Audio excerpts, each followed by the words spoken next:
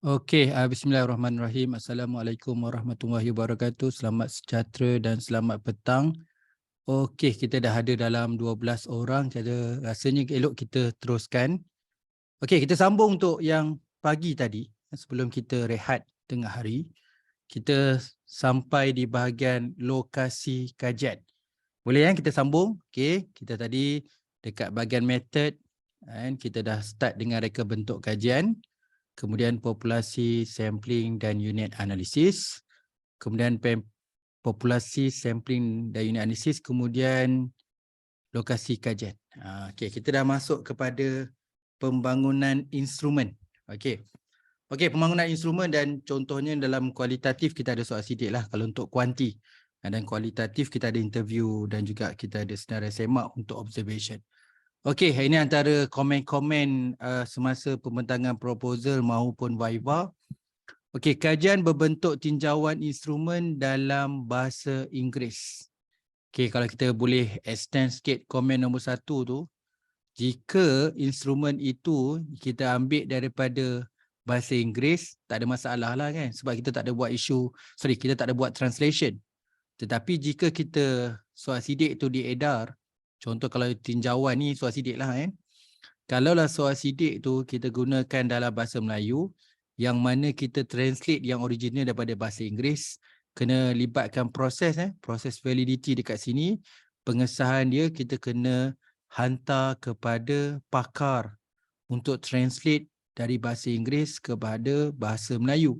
Okay, dekat sini mungkin kita boleh gunakan teknik lah, antara kebiasaan orang guna dan juga antara yang paling kukuh lah untuk kita guna adalah back-to-back translation. Back-to-back translation, which is kita ada 3 orang pakar dalam bidang perterjemahan dan dalam bidang ini. Yang pertama daripada bahasa Inggeris kita translate kepada bahasa Melayu. Yang kedua, orang yang kedua akan translate balik bahasa Melayu tu kepada bahasa Inggeris. Jadi ada perubahan tak bila dah dapat compare balik bahasa Inggeris yang asal dengan bahasa Inggeris yang kita dah translate balik. So orang yang ketiga, pakar yang ketiga akan tengoklah supaya tidak ada berlaku perbezaan yang ketara. Okey, yang kedua adalah kesahan dan kebolehpercayaan instrumen tidak dijelaskan. Jadi ni saya rasa lah kalau dalam viva isu besar ni kalau tak dijelaskan. And mungkin dekat proposal defense kot. Jadi kita mungkin ada setengah universiti memang aspek kesahan dan kebolehpercayaan ni kita tulis ringkas dulu. Okay. Tetapi bila sampai stage dekat viva, kena maklumat ni kena lengkap lah. Okay, the reliability and validity of the instruments need to be clarified. Samalah nombor 2 dengan nombor 3 tu. Perlu diperjelaskan lagi untuk instrumen ni apa berkaitan dengan kesahan dan juga kebolehpercayaan. Jadi untuk yang keempat dia tanya, mungkin tak nampak ataupun tak jelas, apa sebenarnya instrumen yang digunakan dalam penyelidikan ini? Itu nombor 4 tu lah. Okay. Tidak dilampirkan instrumen. Maksudnya kat sinilah kalau saya kecewa jugalah sebenarnya. Kan? Kalau biasanya kita menghadapinya semasa pembentangan proposal lah. Jika ada instrumen dah ready, patutnya kena attach lah. Jadi kalau macam student saya ada juga yang dah proposal yang semasa proposal defense dia belum siap lagi dia punya instrumen. Jadi boleh kalau sebaiknya okey, instrumen kena ready lah. Sebaiknya instrumen kena ready walaupun belum submit sebelum submit dekat aspek. Ada beberapa kategori kan. Pertama, instrumen itu telah diuji. Itu contohnya dengan buat pilot study. Yang kedua, instrumen itu telah disahkan pakar. Yang ketiga adalah instrumen itu dah prepare, dah siap draftnya tapi belum hantar ke expert. Kategori yang keempat, instrumen belum ready lagi. Bergantunglah kan konsep minimums. Untuk syarat untuk pembentangan proposal, adakah boleh membentang proposal tanpa ada instrumen ataupun cukup minimum sampai draft je instrumen ataupun perlu untuk dapatkan kesahan pakar ataupun kena buat ujian seperti kajian rintis bagi mengesahkan dan kita dibenarkan untuk buat pembentangan proposal.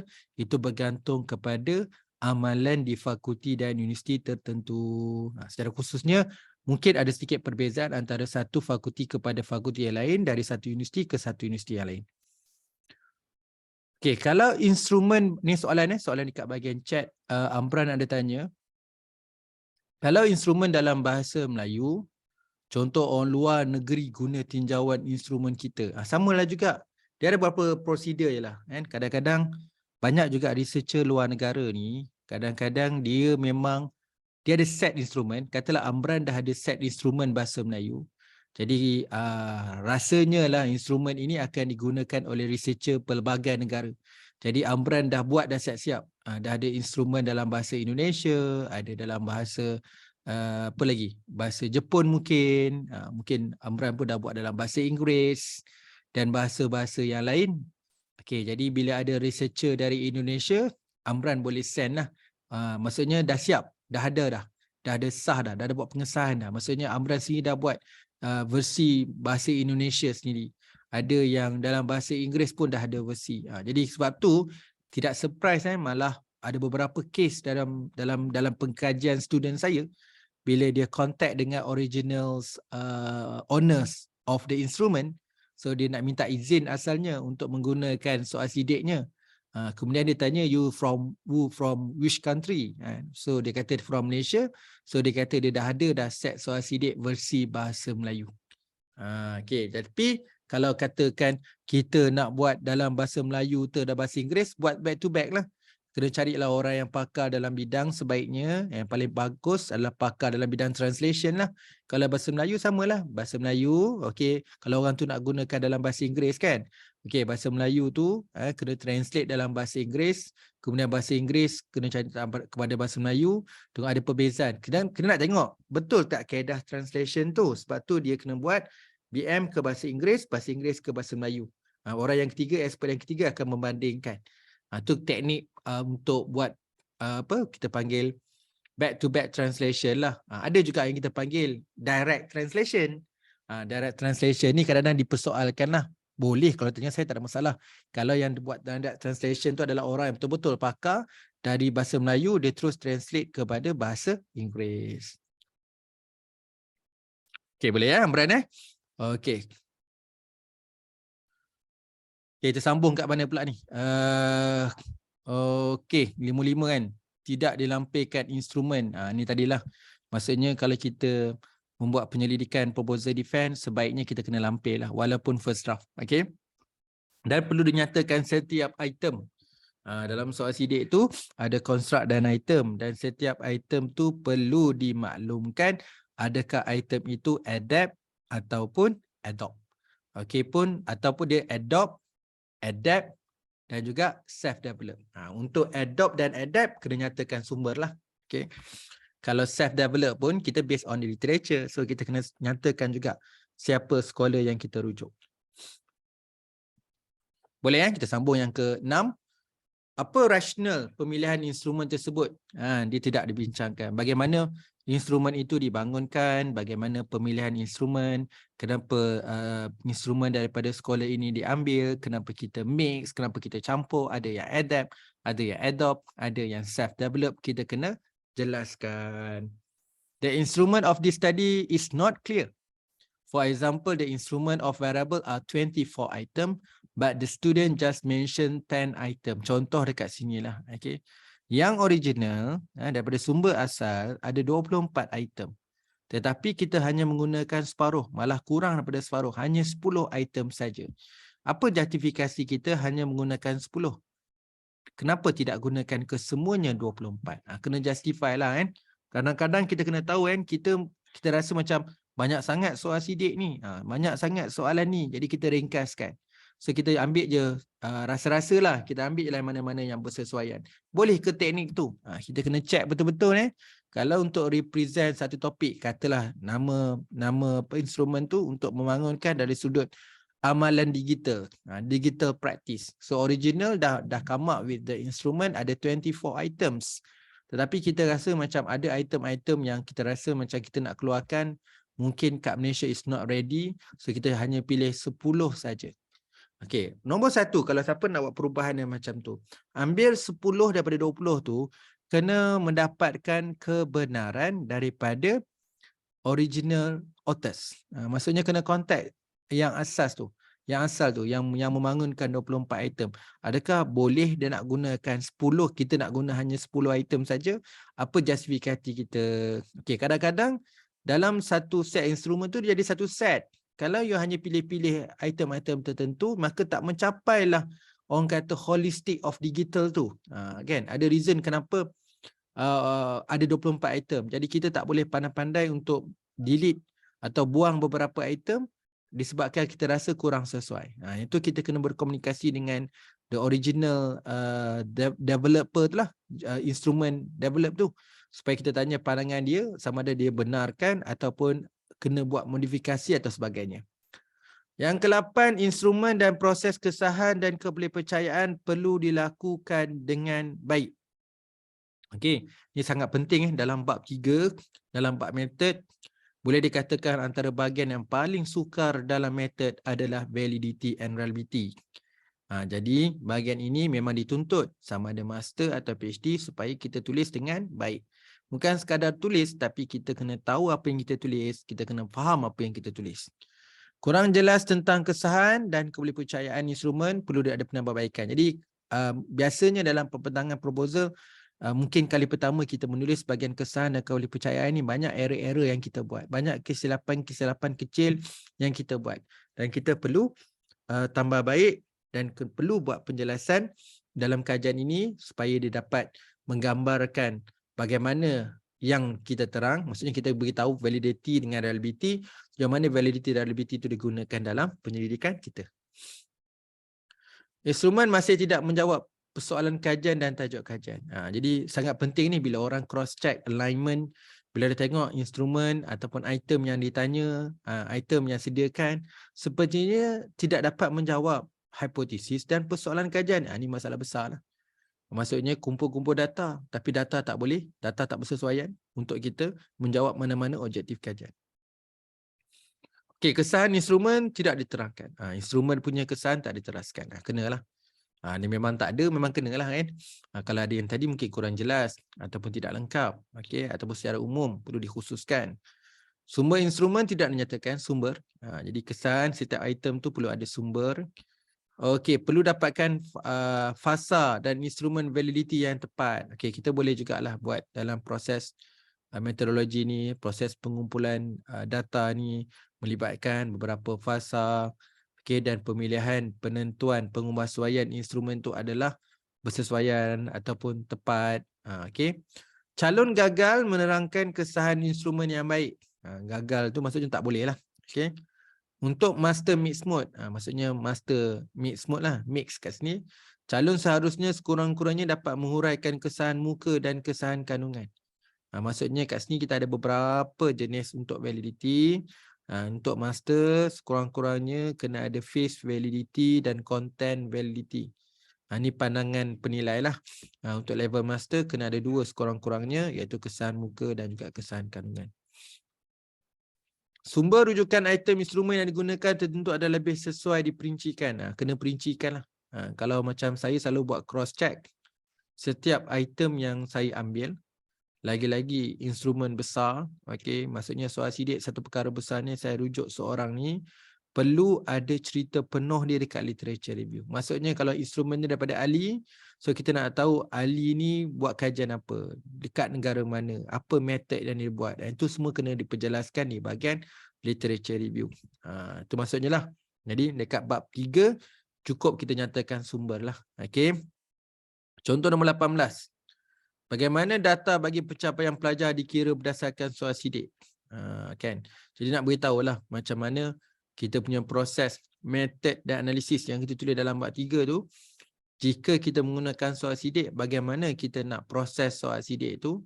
Okey, bagaimana kita nak hitung kan?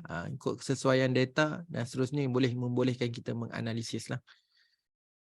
Okey, nombor 19 tu serious. Ayat pengguna serious kan. Seriously mismatch between model and objective, teknik, construct and questionnaire. Memang habis teruk lah dari segi proposed model atau proposed conceptual kita dengan objektif tak selari.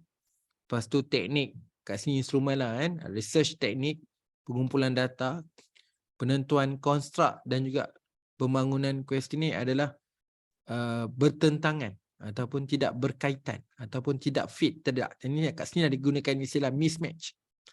Okey. Bagaimana data soal sidik dan analisis? Kena cerita sebab dalam bab 3 bukan cerita tentang data collection saja tetapi berkaitan analisis. Kajian ini menggunakan soal sidik dengan menggunakan skala Likert tetapi ukuran adalah mengelirukan. Kena make sure kena konsisten lah. Okey. Kalau pakai item tu pakai 5 lah. Kalau 7 7. Dan kita kena make sure 7 apa maksud dia? 6, 5, 4, 3, 2, 1 apa maksud dia?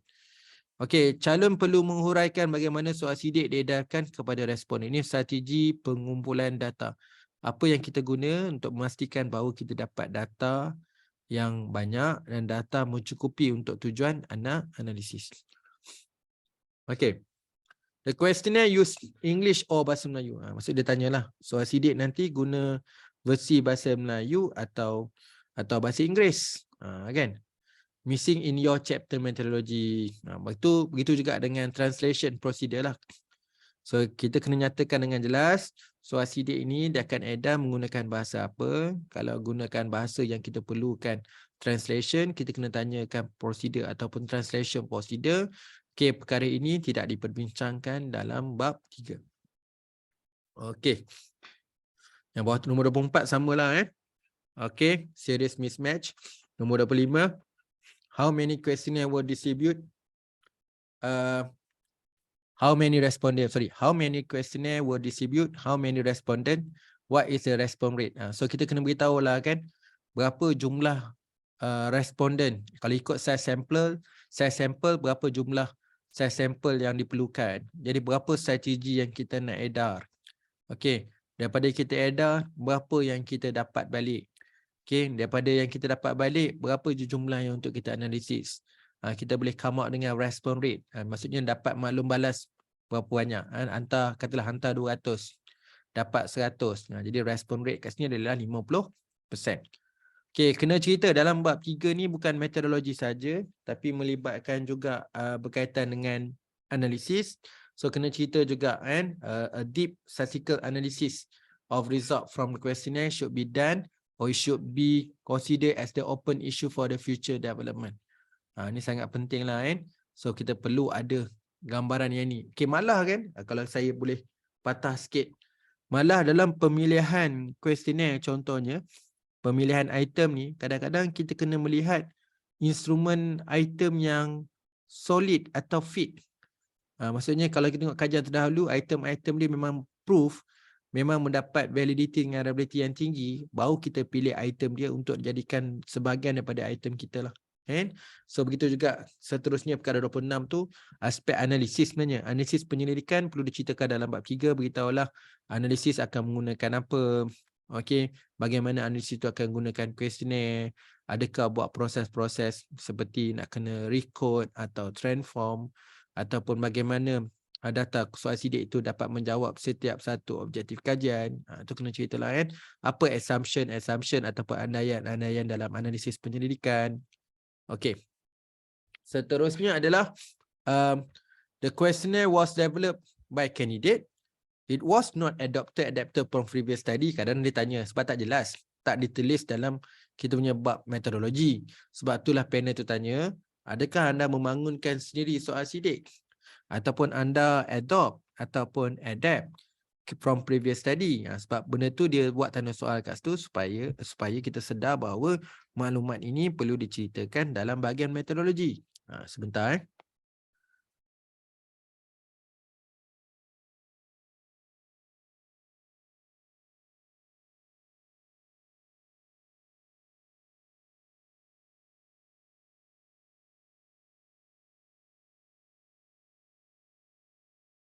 Okey, nombor 27 tu tadi.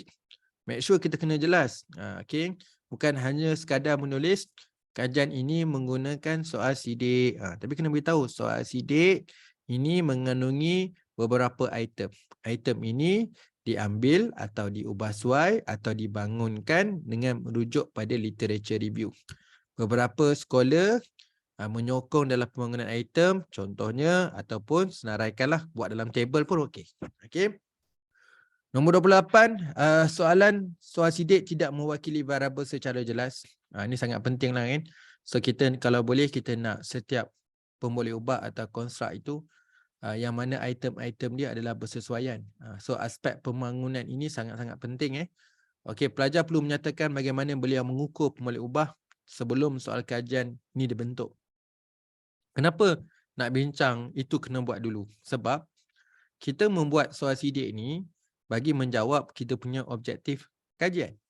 Dan seterusnya pemboleh ubah yang kita gunakan ni bertepatan dalam menjawab objektif kajian. Jadi perkara-perkara awal sebelum nak buat soal sidik ni, objektif dah ada, persoalan kajian dah ada, hipotesis dah ada, referral-nya teori dah ada, penentuan dan pemilihan dan confirm pemboleh ubah apa.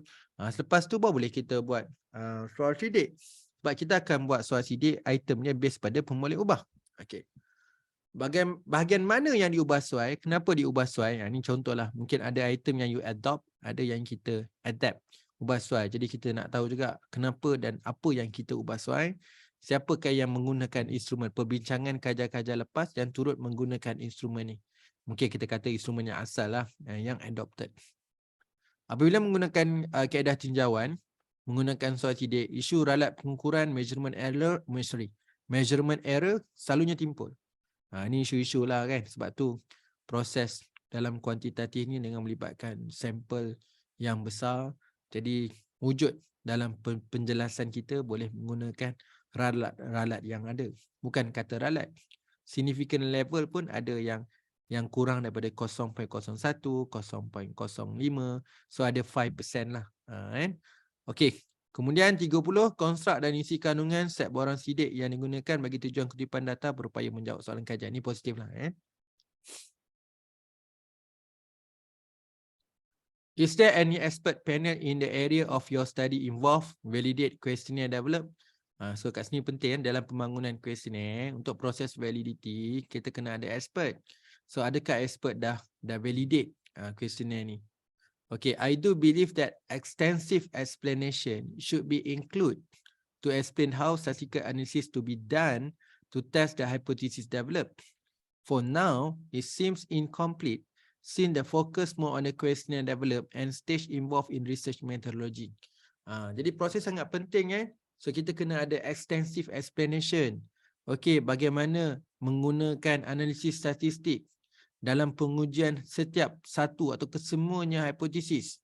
Sebab dalam kita menyediakan soal sidik, pastikan soal sidik itu boleh menjadikan pengukuran untuk mengukur hubungan ke, pengaruh ke, kesan yang mana kita telah bina hipotesis. Pastikan hipotesis dan juga kuestionnaire itu selari. Okay. Calon perlu menghuraikan bagaimana soal sidik diedarkan. Itu pun kena perjelaskan bagaimana strategi pengenalan. Macam mana kita dah prepare soal sidik, dah siap soal sidik itu, bagaimana kita mengumpul, bagaimana kita memilih responden, macam mana kita teknik mengumpul data itu. Adakah soal sidik diedar melalui pos atau penyidik pergi ke A dan yang terbabit? Ini contoh kalau komen sebab tak nampak. You tak berjelaskan soal sidik itu nak edar macam mana, nak guna pos ke, nak guna online ke, nak pergi drop off ke. Benda tu kena ditulis dan diceritakan dalam proposal kita. Okey, seterusnya. Aspek yang seterusnya bila kita bincang dalam bahagian metodologi ni, kita akan cerita juga argument atau syarat menjalankan analisis. Syarat analisis korelasi perlu. Jadi kalau siapa nak buat ujian korelasi atau kajian hubungan, perlu dinyatakan syarat-syarat analisis atau assumption. Okey, juga perlu dijelaskan dalam prosedur kajian. Okay, bagaimana data akan dianalisis? Macam mana data dah ada dah kumpul dah. Macam mana data ini akan dianalisis bagi menjawab setiap objektif dan persoalan kajian. Dicadangkan untuk pelbagaikan analisis data. Okay, bukan apa selagi mana kita boleh deep pada masa yang sama still lagi kita boleh menjawab kita punya research objektif, maka bolehlah kita pelbagaikan analisis data untuk supaya lagi meyakinkan. Terdapat analisis data yang tidak sesuai dengan objektif kajian. Okey, kenapa tak sesuai? Mungkin analisis data itu kalau dapat finding pun tidak berkaitan mana-mana lah. Okey, terdapat analisis data yang tidak sesuai untuk objektif kajian. Berikan justifikasi terhadap pemilihan jenis kaedah analisis yang dipilih. Kenapa memilih analisis korelasi Pearson? Okey, pertama kita akan nyatakanlah kita akan menggunakan analisis apa. Kemudian yang kedua kita kena bagi justifikasi lah. Sebab setiap tindakan kita dalam penentuan metod dan analisis tu perlu ada justifikasi.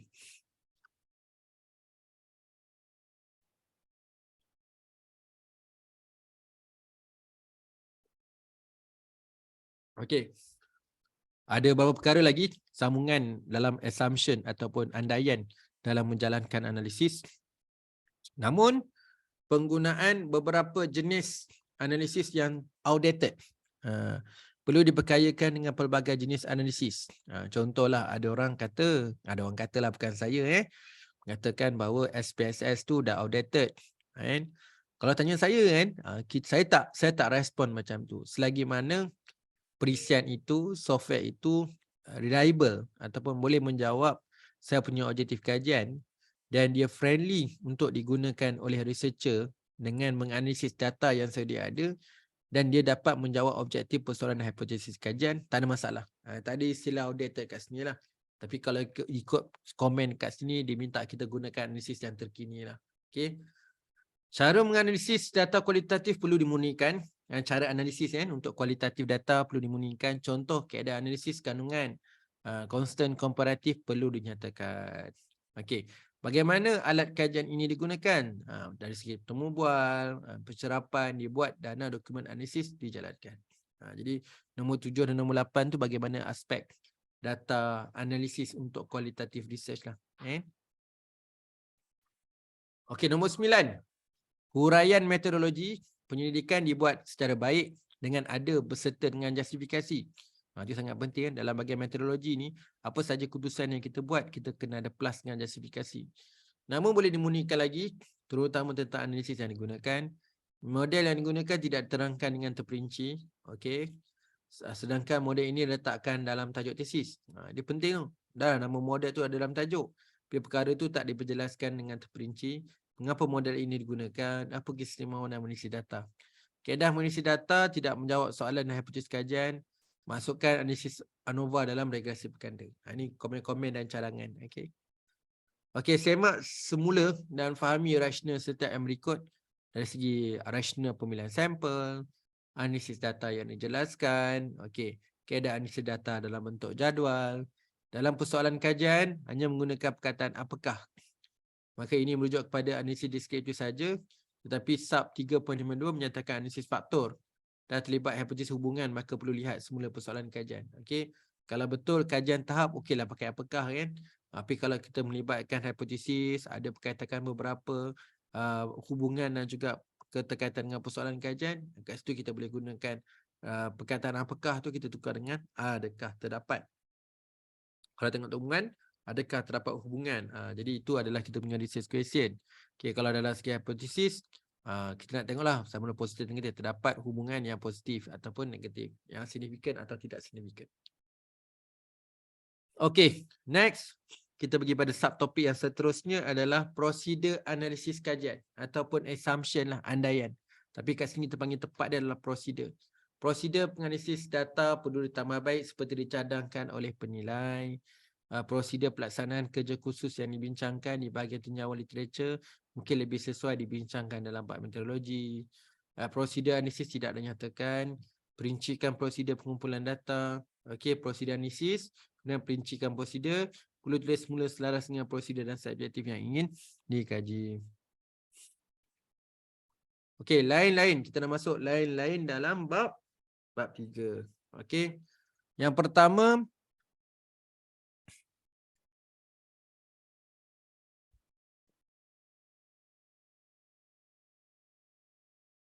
sebentar.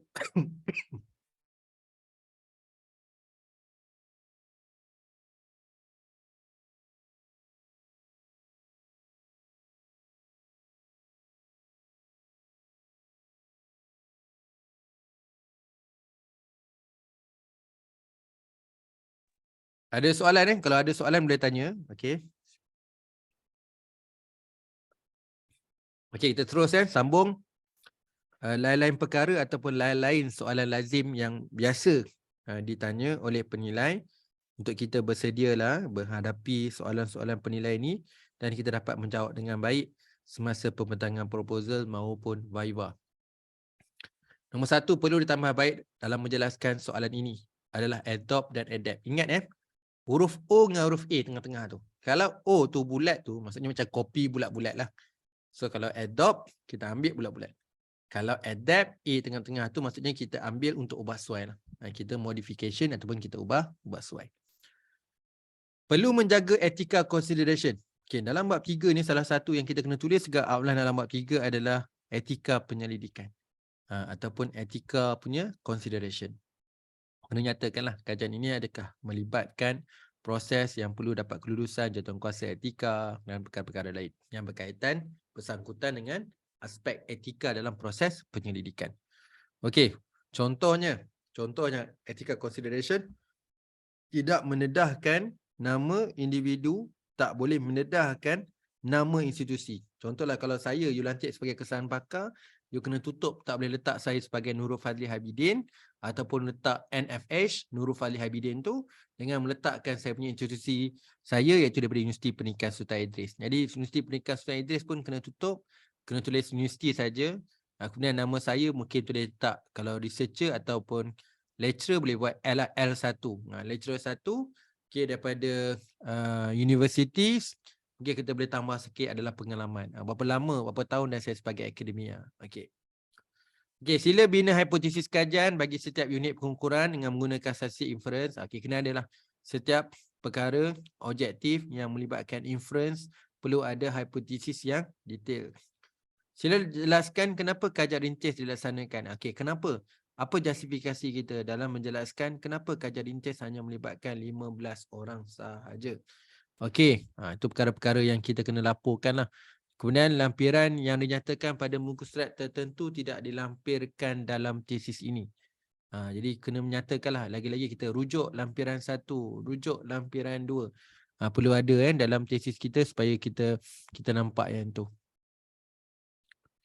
Kalau tanya saya, lampiran penting. Jadi kalau kita merujuk lampiran 1, saya sebagai seorang pensyarah ataupun penilai akan refer sebab kadang-kadang ada benda yang detail dan kita boleh mudah faham kalau kita tengok bahagian lampiran ni atau appendix ni. Okey. Berikan rujukan yang menyatakan bahawa 29 sampel adalah mencukupi. Tadi 15. Ni dia kata kat sini pakai 29. Kena nyatakanlah. You kena justify kenapa 15 okey. Kenapa 29 okey. Okey. Semak semula, boleh ubah kajian dan kaedah validity yang digunakan. Kita kena recheck the result of reliability. Tadi kita banyak cerita pasal validity dan masuk juga kebolehpercayaan juga kita kena semak. Okay, recheck technology of validity versus reliability. Okay, kita boleh gunakanlah dengan tools yang ada bagi untuk menyemak validity dengan reliability. Sebaik-baiknya calon menjustifikasi metodologi yang dipilih dan mengurangkan limitasi metodologi lah.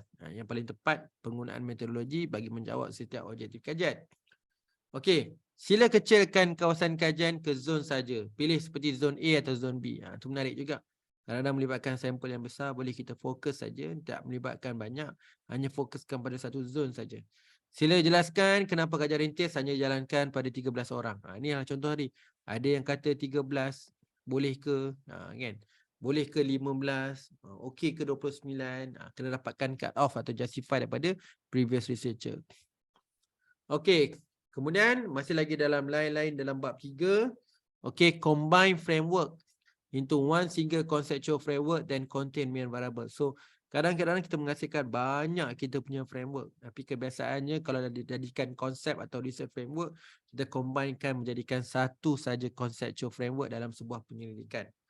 Okay, arrangement of subsection is confusing, need to be rearranged properly. Kena lah untuk dari susunan kita punya outline, dari segi section, subsection tu, kena make sure betul-betul kita mudah untuk faham. Okay, kerangka kajian perlu ditambah baik agar nampak jadi sumbangan baru dan yang bakal diwujudkan. Okay, kerangka kajian perlu ditambah baik. Kemudian the methodology is poor written. Please follow the structure of the thesis accordingly. Jadi kena dapatlah macam kita dah bincang dalam bab method, saya dah cadangkan beberapa outline yang macam mana kita nak tulis dalam sebuah tesis. Kita make sure semua komponen-komponen penting, susunan adalah bertepatan untuk menjelaskan dan menerangkan penulisan metodologi dalam sebuah tesis. Although the proposal is readable, the sentence were poorly structured. Kita punya sentence pula. Penulisan dalam ayat kita pun kena perkemaskan. There are several points or issue discussed in one paragraph. So banyak benda yang kita nak discuss warna keras, kita better fokus apa yang secara khusus yang kita nak bincangkan dalam satu perenggan. Therefore, the student must be restructured and rewrite the proposal clearly, appropriately. Ini contoh komen lain lah kan. So dari segi penulisan academic writing kita lah, penulisan satu ayat. Jadi kita kena dapatkan keseluruhan penulisan dalam seperenggan yang baik. Okey, seterusnya adalah 18. Pencapaian pelajar adalah pemulih ubah bersandar atau pemulih ubah bebas. Ni kita confuse kat bila kita baca. So that variable ini adalah IV ke DV. Sertakan penerangan tentang pemulih ubah bebas. Pemulih ubah tu adalah bebas tu adalah IV lah. Okay? Buktikan apa kesan kandungan yang kita laksanakan. Mengapa sampel A, kenapa tidak memilih sampel B atau C? Kena beri justifikasi lah setiap saja keputusan yang kita buat. There was not result of the pilot study, no validity check. So semua perkara lah aspek kita punya pilot study, result kena laporkan, kita punya proses validity check pun kena double check. Sebab because kat sini dia highlight no validity checks. Okay, seterusnya perkara 24. Kesahan dalam semua temu bual. Kita banyak bincangkan tadi kesahan dalam soal sidik. Ini kesahan dalam soalan temu bual. Okay, subtajuk seperti temu bual kualitatif, temu bual individu, temu bual semi-structure dan protokol temu bual perlu digabungkan untuk mengelak terlalu banyak ulangan dan pertindihan. Ini kena ada ni. So bila dalam kita buat penulisan bahagian metodologi dan penerangan berkaitan analisis dalam metodologi kualitatif, perkara-perkara ni kena ada semua. Okey, nak ceritakan tentang asas temu bual. So bagaimana kaedah yang nak buat, apa penjelasan nak buat dari segi kita punya temu bual partisipan atau individu. So teknik structured atau semi structured. Okey, protokol temu bual. Okey. Kemudian kita punya penerangan dari sudut kesahan atau validity. Maybe need to invite people from industry as well. Okay, make sure all item chapter 3 was discussed in chapter 2. Ini nampak sangat penting ni. Semua perkara yang kita decide dalam prosedur atau aktiviti penyelidikan dalam bab 3 ni telah diperbincangkan secara menyeluruh melibatkan beberapa kajian-kajian empirical dalam dan luar negara di bahagian literature review. Make sure align lah. Okay. Method of mediator testing was not discussed in chapter 3. Okay. Jadi maksudnya kita nak buat untuk mediator tapi method penerangan bagaimana kita nak mengumpul untuk data untuk mediating tidak diperbincangkan, not discussed in chapter 3. Okay, next. Pemilihan dapatan perlu diperjelaskan dengan ni untuk bahagian lain-lain bab 3 ni luas so ada beberapa perkara yang kita mix kan supaya nak nampakkan lebih detail.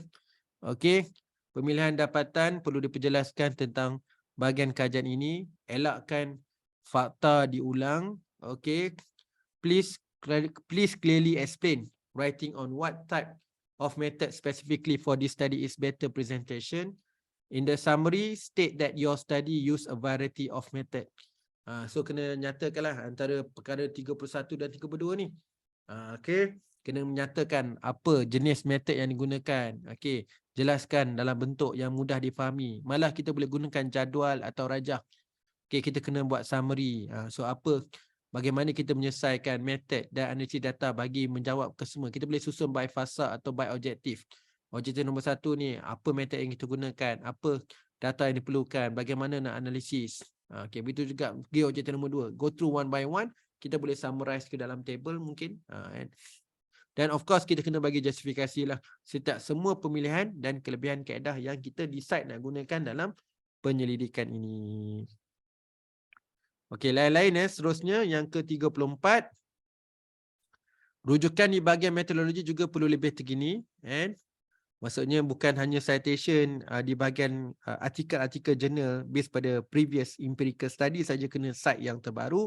Malah kita kena ada sumber bahan-bahan metodologi yang terbaru juga. Okey. So kita boleh rujuk seperti mana yang saya bagi e-books yang terbaru tu kan. Jadi you boleh ambil buku tu dan cite rather than kita cite sumber-sumber buku-buku yang lama. Especially banyak penerangan metodologi ni based pada books.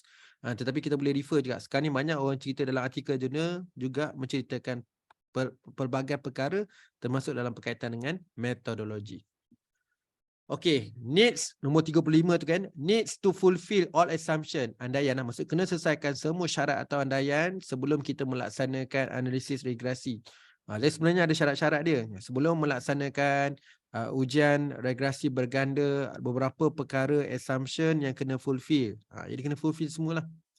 Adakah EFA, CFA dijalankan dengan menggunakan data yang sama? Ini trik ni. Kita tak boleh guna data yang sama. EFA data lain, CFA data yang lain. Okay. Apa skala yang digunakan bagi pemboleh ubah bersandar? Kena tahulah. Jadi tak diperjelaskan, maka kita kena perjelaskan. Maksudnya dua-dua lah. Kita kena gunakan skala apa dalam kuali dan kuanti untuk IV dan DB. Okay, kerangka konseptual ada, tapi tak jelas. Kena jelaskan lah. Hubungan pemboleh ubah bebas dan bersandar tidak jelas. Nombor 39 tu. Okay. Kenapa kajian rintis hanya dijalankan 5 kawasan? Apa rasionalnya? Kita kena nyatakan dan kena juga support, kena menyokong kenapa kajian ini kena buat justifikasi kenapa kajian rintis hanya melibatkan 5 kawasan saja. Jadi macam mana kita nak justify yang ni?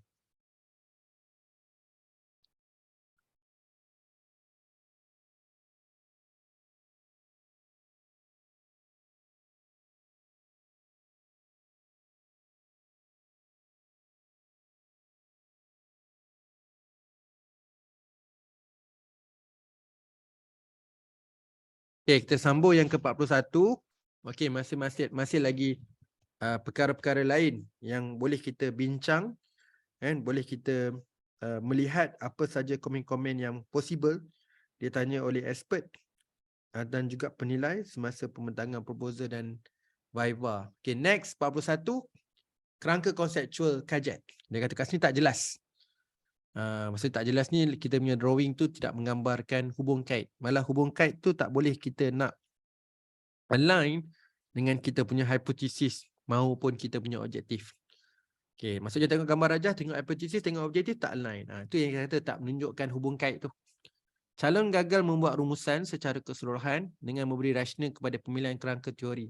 Okay, kita bukan hanya cerita tentang teori yang digunakan dalam kajian yang memandu sebagai penyelidikan. Kita bukan hanya membincangkan dari segi pemboleh ubah. Perkara yang kita harus bincang kat sini adalah berkaitan di perkara terakhir lepas cerita pasal teori dan juga pemboleh ubah tu, kita kena buat rumusan. Conclude. Apa yang kita boleh bincangkan berdasarkan teori dan pemboleh ubah ini. Jadi kita kena buat. Itu yang dia kata kat sini, calon gagal membuat rumusan secara keseluruhan. Dengan memberi rasional kepada pemilihan kerangka teori dan juga konsep dalam konteks dapat menjawab objektif dan persoalan kajian. Perlu memberi justifikasi terhadap beberapa teknik yang diaplikasi. Okey, perlu menjelaskan strata yang digunakan. Okey, pisahkan antara kualitatif dan kuantitatif. Okey, dalam proses bila kita buat penyelidikan, ada yang guna concurrent. Dalam satu metod tu gunakan both kuantitatif maupun kualitatif. Okey.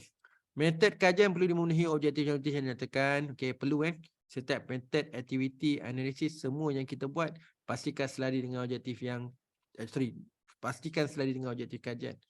Kajian rintis ataupun tidak atau belum dilaksanakan, kepercayaan dan kesan tidak dilaporkan. Okey, sebenarnya kajian rintis ni kalau tak buat dulu pun tak apa. Yang paling penting adalah kita punya questionnaire tu dah ada. Sama ada kita nak sahkan dulu ataupun kita nak buat kenian lepas proposal defense baru kita sahkan, yang tu okey. Okey, mixed method tetapi tidak jelas. Kalau nak buat mixed method, kita respect orang buat mixed method, tapi kenalah menjelaskan semua bahagian, semua elemen tu dengan baik. Tidak jelas siapa yang nak dikaji. Ni kat sini tak nampak siapa dia punya responden dengan unit analisis dia. Okey, kajian menggunakan kaedah eksperimen. Pastikan bias kajian dapat dikawal. Ini make sure lah. Semua dalam research, bukan kajian eksperimen. Semua dalam research ada bias. Jadi kita kena make sure, kita kena control yang tu. Okey, kat sini dia punya cadangan. Okey, untuk proposal defense, contohnya kena ada pilot study. Ataupun kajian sebenar ada terlepas pandang. Itu beratlah. Kalau kata pilot study tak buat, kajian sebenar, kajian dapatan dah, kajian penuh dah buat. Okey, nanti kita nak validated. Okey. Tapi kalau kita masih belum submit, kita kena proper lah. Kena make sure semua benda dah settle sebelum kita submit. Okey.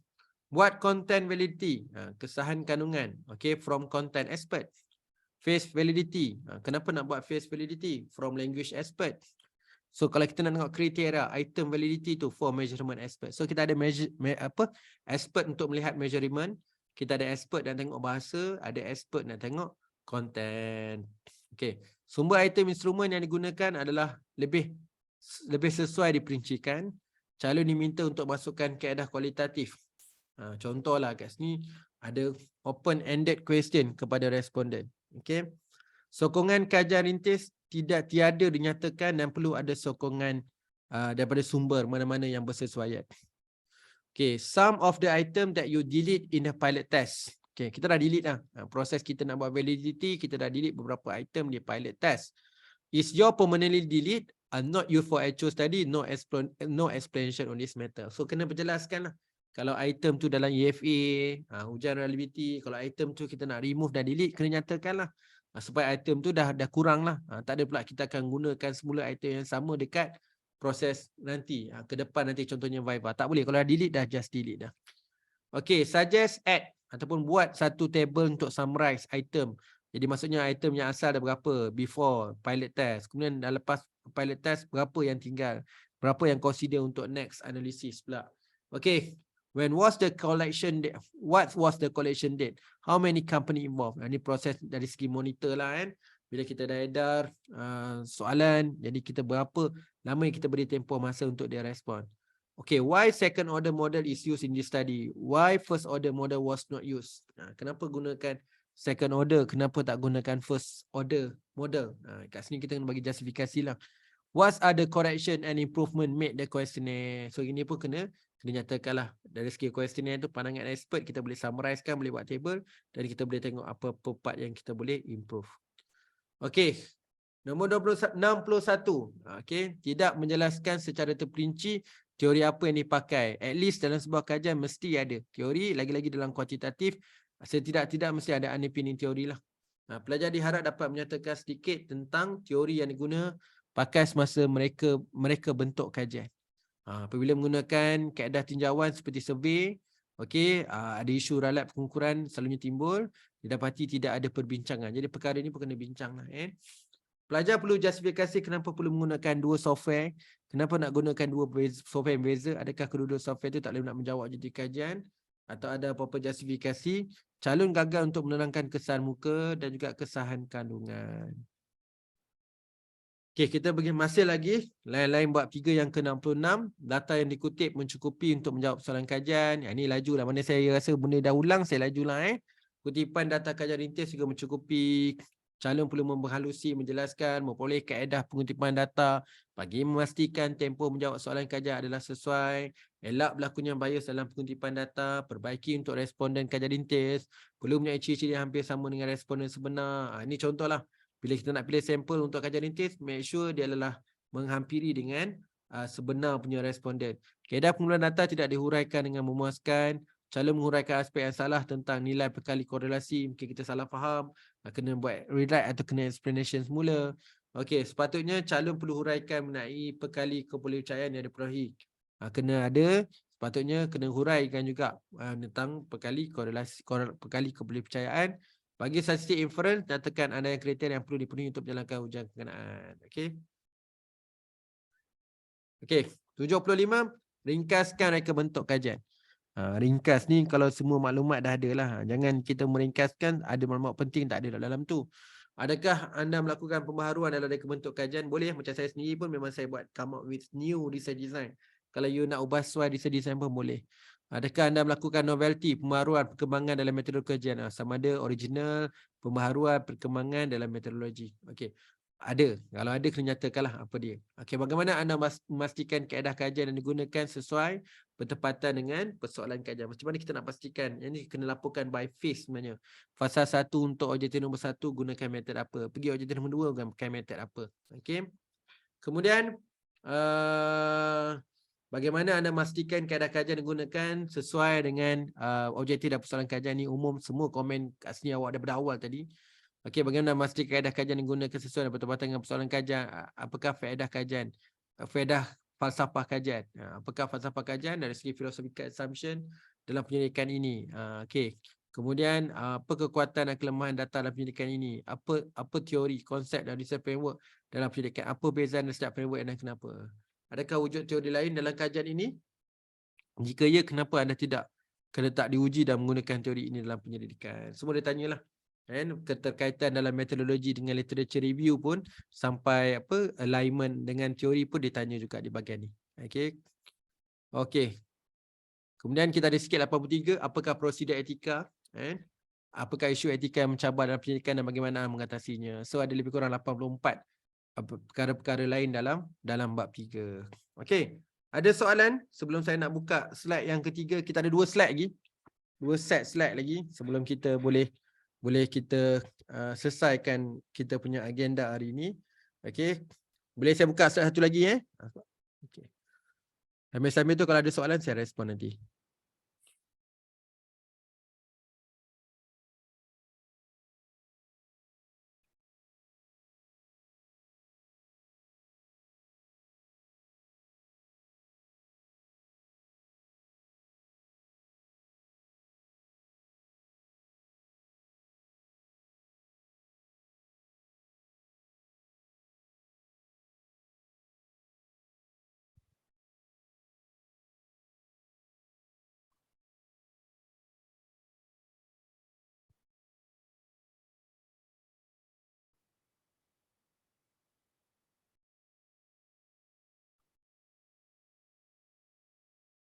Okey.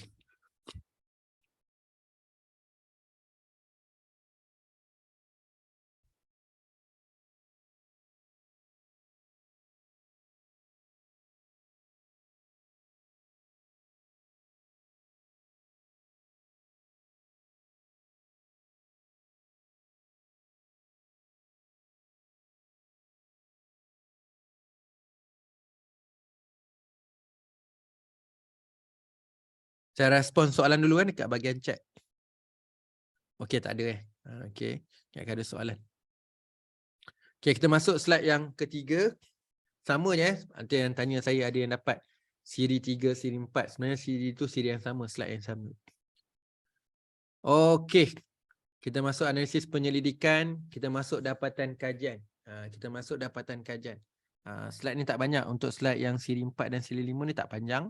Kita dah sampai penghujung chapter, kita dah selesai 3 bab utama ataupun 4 lah, perkara umum dan persediaan. Kemudian kita dah masuk chapter 1, so chapter 2 untuk literature review, chapter 3 untuk method dan analisis. Okay, kita masuk chapter 4, dapatan kajian. Okay, boleh Okey. Kaedah penganalisan data perlu disusun semula agarnya ianya jelas dan memudahkan pembaca. It is inaccurate to say correlation analysis can show prediction for each variable test. Okey, inaccurate kalau nak cakap tentang ni sebab kita kena tahu perbezaan antara korelasi dan regresi. Perbezaan besar, korelasi tak boleh buat prediction, tak boleh buat peramalan. Tak boleh menentukan kesan dalam darjah peratus. Ini kerana korelasi sekadar nak beritahu terdapat hubungan ataupun tidak. Hubungan itu berkadar hubungan positif atau hubungan negatif. Kalau hubungan itu positif, dia hubungan yang kuat, positif yang kuat ataupun hubungan yang lemah. Okey, kemudian nak beritahu hubungan itu terdapat signifikan ataupun tidak. Itu spek korelasi lah. Jadi regresi boleh tengok pengaruh dan kesan antara satu pemilih ubah kepada satu pemilih ubah lain, dan boleh buat pemeramalan, boleh buat prediction berapa sejauh mana kesan IV tadi mempengaruhi DV berapa peratus. Itu kita boleh dapat dalam regression. Next, untuk yang nombor 7, sebelum tu saya meloncat. Sebelum tu saya meloncat ke sini pula. Tunjuk kat sini tadi. Kita patah balik nombor 1 saya terlepas slide. Okey. Kaedah penganalisan data perlu disusun semula agar ia jelas dan memudahkan pembaca. Ini bahagian pertama dari segi presentation lah. Dari segi penulisan, dapatan kajian perlukan tersusun lah. Okay. Jenis analisis yang digunakan ialah analisis deskriptif dan inferensi korelasi Pearson. Walau bagaimanapun, kaedah regresi juga sesuai. Ada setengah tu, bila kita, tadi dah sebut dah, dalam bahagian awal method tadi. Bila kita menggunakan data itu, kadang-kadang kita boleh extend untuk analisis. Sebab tu kalau tanya sini saya tak ada kerisauan sangat lah. So kalau dah buat korelasi je, kenapa tak extend buat regress? Tu panel tanyalah. However, this finding is different with the previous study. You need to cite those study. Okay. Bila you kata sama ke atau beza ke dengan previous study, sebutan tentang previous study tu kena ada citation. Okay. The study correspond to early research finding. Blah blah blah. Okay. The connection between this study, your finding is not clear. Bila kita buat dapatan kajian, bila kita support dengan beberapa kajian lepas, pastikan dia kena berkaitan lah. Okay. Okay. Okay. Ada yang diminta untuk run the correlation analysis. Ada saya cuma tak pernah berlaku semasa saya jadi penilai. Malah student saya jadi dinilai. Malah saya sendiri masa saya tangan proposal atau viva tak pernah lagi. Tapi ada dengar, yang ini saya tahu sebab dia sahabat saya. Memang semasa viva dia kata data ada tak? Kita kata pun ada. Kalau ada data cuba you run sekarang, kita nak tengok. Jadi dia minta kita run. Betul-betul dekat viva tu run. Dan kena analyze dan tunjuk dia. Dalam viva. Ada cuma ni kes terpencil lah. Okay. Okay, kemudian saya sebutkan tadi yang saya meloncat tadi tu, penting nak melihat tentang perbezaan antara korelasi dan regresi. Okay, mediating effect should be discussed deeply and clearly. Okay, should focus more on the key result. Okay, result H1 and H4 is not clear. Jadi kita kena beritahulah keputusan setiap hipotesis 1 sampai hipotesis 4. Okay, finding was not really associated with the previous research. Okay, kita kena make sure kita kena setiap dapatan yang kita dapat, kita buat cross check. Kita buat perbincangan dengan melihat kepada kajian-kajian sebelumnya. Okay, finding should be associated with the research objective. Sama jugalah. Semua bahagian nak kena selari dengan objektif sampai kat finding juga. Okay, descriptive statistic only for respondent profile. What about other item? Jadi kalau untuk descriptive statistik, adakah kita nak cerita pasal statistik on respondennya? Bagaimana setiap faktor-faktor tu? Kenapa analisis deskriptif tak buat? Contoh dapatkan minimum, maksimum, nilai min. Kena ada semua tu lah. Okay, nombor 13 tu dia kata, currently, the candidate perform CFA for individual atau variable atau latent variable. The more efficient and highly suggested method is by accessing a pool measurement model. This is achieved by combination all latent construct in one measurement model and perform CFA simultaneously. Okay.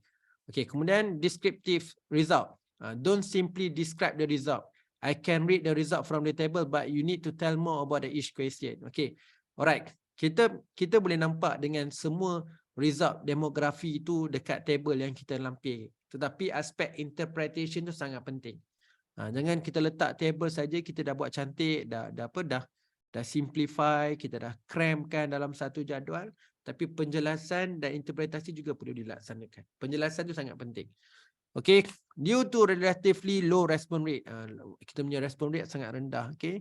Okay, non-response bias is major concern. Okay, for example, the possibility for non-response bias can be investigated by comparison between the sampling frame and the respondent company based on the number of employee and type of management activity. Comparison of the result of early and late response can be also undertaken. Okay, kadang-kadang kan bila kita cuba jaya nak mengumpulkan data melibatkan satu proses yang lama. Dah try sebulan, okay tak lepat. Kena try lagi 2 bulan. Try lagi 3 bulan. Kalau ada 3 fasa, nak dapatkan kecukupan data tu melibatkan 3 fasa yang berbeza, perlu kita menganalisis supaya mean average bagi setiap fasa itu tidak terlalu beza. Maksudnya, dia orang jawab bulan 1 ke, jawab bulan 2 ke, jawab bulan 3, secara average ni jawapan dia orang lebih kurang sama. Tak ada yang obviously lah. Okay. Kemudian diminta untuk 15, 16 tu sebenarnya dia bagi jawapan dekat 16. Dia kata tak cukup dengan itu, kita kena buat provide descriptive statistic based on the variable. Contoh nilai mean, nilai SD, high, low ataupun min, max. Okay, student only report the finding. Okay, jangan sahaja report tetapi kena jelaskan dengan dimulakan dengan interpretation. Student must provide evidence when he or she justify that the result might be due to some reason interpretation of the result was not convincing enough and some are missing. Okay, kena ada semua lah kan. So kena nyatakan evidence plus dengan interpretation. Basically needs to explain on table 4.1 to show good representation population. So kena explain.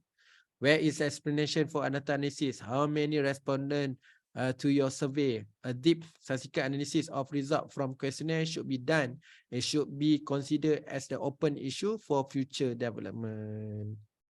Okay, the model developed also was not clearly explained. Okay, the result are not comprehensive and not well represent the real problem. Berat tu nombor 24 tu. So dia kata result kita tak komprehensif. Okay, not well represent the real problem. Maksudnya tak tally. Dapatan kajian kita tak boleh nak menjawab. Mungkin boleh jawab method dengan objektif, tetapi dalam menjawab persenjataan masalah kita tak baik. Tak jelas. Okay, this study should be extended using the result from the full survey. Inilah kalau kita gunakan sampel yang sedikit, dicadangkan gunakan sampel yang besar. The result are not well presented at the same approach. The result should be well presented for each calculation.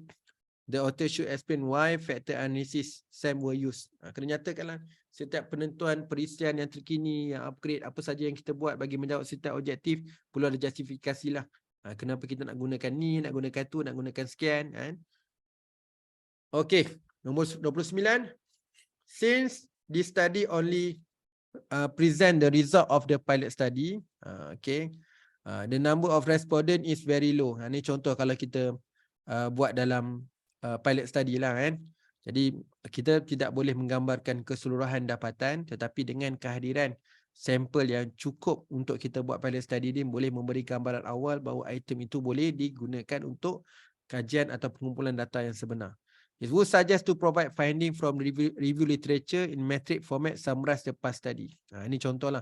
Bila kita dapat dapatan kajian, kita boleh buat perbincangan dengan kita reflect dengan apa saja dapatan kajian ini dengan apa yang diperbincangkan dalam literature review. My concern is the data analysis. There is no information about the item for research factors. Okay. Okay, prior to CFA, CFA adalah confirmatory factor analysis. The psychometric properties of the instrument must be verified. However, no analysis has been presented. Kena nyatakanlah dalam konteks CFA, maklumat-maklumat yang fix, maklumat-maklumat penting yang perlu dilaporkan. While there is separate section for validity and validity, is not further result of these two measures. Jadi penerangan ada. Yang penerangan ada dekat bahagian metodologi, asingkan tu validity dengan validity. Tapi bila dapat kita punya penemuan dapatan, perkara ini tidak dibincangkan. Has the FA been conducted? What are the factor loading? Which rotation extraction method have been used? It will be useful to have the idea of how your sample look like presenting some descriptive statistic. Ini detail lah dalam bila kata dalam analisis nak nemukan dapatan ni, komen-komen lagi-lagi yang menggunakan structure question model lah, SCM.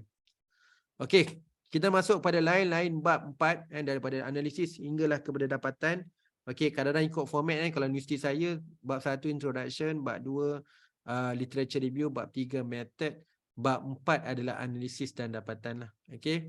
Jadi kita pergi apa perkara-perkara yang dibincangkan dalam bab 4. Okey. Nombor 1, candidate did not explain about the assumption for SCM. Sama ada dari segi aspek linearity dan juga normality. Number of respondent was not mentioned. Alpha value for each construct only. It is better if you show alpha value for each item. Okay, kena nyatakan semualah. Biasanya kita buat alpha value tu by factors kan. Tapi dekat sini dia request by each item. The discussion of finding can be improved. The candidate should relate finding with the previous study. The candidate should also elaborate more on finding, which is how the results solve the problem discussed in chapter 1. Discussion on the implication of research is also lacking. Discussion on previous study quite okay, but candidate fail to relate the finding. Ini sangat penting lah. Bila masuk discussion, okay, kita buat discuss dengan relate ataupun kita alignkan dengan previous study. Okay, tapi kita tak relatekan dengan our findings lah. Make sure kena tengok previous study yang almost yang similar dengan kajian kita lah, baru kita dapat buat perbandingan dengan baik. The student should relate the finding with the previous study. The result for each test need to be careful, interpret and analyze in relation to hypothesis and prior research. Okay, next, nombor 11. Calon perlu menambah baik dengan mempertimbangkan cadangan berikut. Apalah kan? Bincangkan bagaimana dapatan kajian ini ada unsur sumbangan terhadap perkembangan pengetahuan semasa, sekaligus menunjukkan novelty. Bukan sekadar memaparkan penemuan kajian sama ada selari atau tidak selari dengan kajian lepas. Keseluruhan analisis statistik mencukupi, tetapi perlu berjelaskan mengenai hasil analisis dalam tesis ini. Interpretasi output agak bermasalah. Ini aspek interpretasi. Ini yang sangat penting. Beberapa contoh-contoh tadi pun highlight aspek interpretasi tu kena ada, baru kita boleh jelaskan keterkaitan sesuatu output ataupun dapatan kajian. Calon perlu menilai semula ayat-ayat calon membincangkan data-data agar ia tidak menirukan. Perlu lebih justifikasi dan kaitan dengan sokongan kajian literature. Okey, apa saja yang kita buat dalam bab 3, bab 4 kan? Perlu ada support from literature. Penilai juga mencadangkan supaya dibina jadual ringkasan. Ini sangat penting. Kita buat summary table. Okey, untuk analisis data merangkumi objektif, persoalan, hipotesis, kajian dan analisis statistik. Macam kita buat alignment, cuma tambah dengan kita punya method dan juga analisis. Interpretasi yang lebih kritikal dan tepat perlu dijelaskan, tiada perbincangan tentang hipotesis. Jika ada hipotesis, maka perlu kita melibatkan hipotesis. Dalam mana-mana jadual perlu mulakan interpretasi asal ada jadual. Biasalah kita dalam analisis kita dapat jadual kan. Dan jadual itu perlu dilaporkan apa yang kita ingin bincangkan saja. Kalau yang detail-detail tu kita boleh masuk ke appendix. Setiap jadual yang dipaparkan dalam bahagian bab 4 perlu buat interpretasi dengan baik. Okey. Okey, kemudian interpretasi data bagi persoalan kajian agak melirukan, perlu jelaskan dengan lebih mudah untuk difahami, perlu dimurnikan lagi terutama berkaitan dengan hasil regresi. Ini penjelasan lah. Bila kita dapat result, kita kena buat interpretasi dengan baik. Cara maklumat dilaporkan perlu diperbaiki. Okey, perlu menjelaskan implikasi atau kesan jika suatu analisis itu signifikan atau sebaliknya tak signifikan. Macam mana kita nak kena memberi implikasi ataupun jelaskan. Maksudnya kalau result dia dapat sini macam mana? Kalau dapat signifikan macam mana kita nak justify? Kalau tak dapat signifikan macam mana kita nak justify? Okey, perlu sedikit pembentulan terhadap penemuan kajian yang tersilap interpretasi. Ini contohlah bila kita tengok ini betul ni tapi tersalah interpretasi, kita boleh tambah baik. Okey, jelaskan rangka analisis yang dilaksanakan dalam penyidikan ini. Apa masalah analisis yang dihadapi dalam penyidikan ini? Adakah anda menggabungkan induktif dan induktif dalam analisis? Boleh anda bagi satu contoh analisis itu. Jadi bila induktif tu kualitatif lah. Kalau diduktif ni mesti dalam kuantitatif. Kita kena jelaskan lah. So kalau menggabungkan induktif, macam mana kita gunakan analisis tu. Okay, kalau kita gunakan diduktif, kita gunakan soal sidik tu. Macam mana saling lengkap dan melengkapi antara kualitatif dan kuantitatif. Ataupun kita boleh menjalankan mixed method. Boleh anda cerita secara ringkas dapatan analisis dan bagi menjawab setiap persoalan kajian. Ini sangat penting. Last kali ni. Bila kita dapat dapatan, kita kena explain secara ringkas bagaimana dapatan ini dapat menjawab objektif nombor 1. Bagaimana dapatan ini menjawab objektif nombor 2. Seterusnya nombor 3, nombor 4. Okey. Adakah kerangka kajian yang dibangunkan sangat membantu dalam proses analisis kajian? Jelaskan kenapa. Bagaimana kita dah bangunkan kerangka kajian kan? Adakah dia sangat-sangat bantu dalam kita mengendalikan proses analisis? Okey.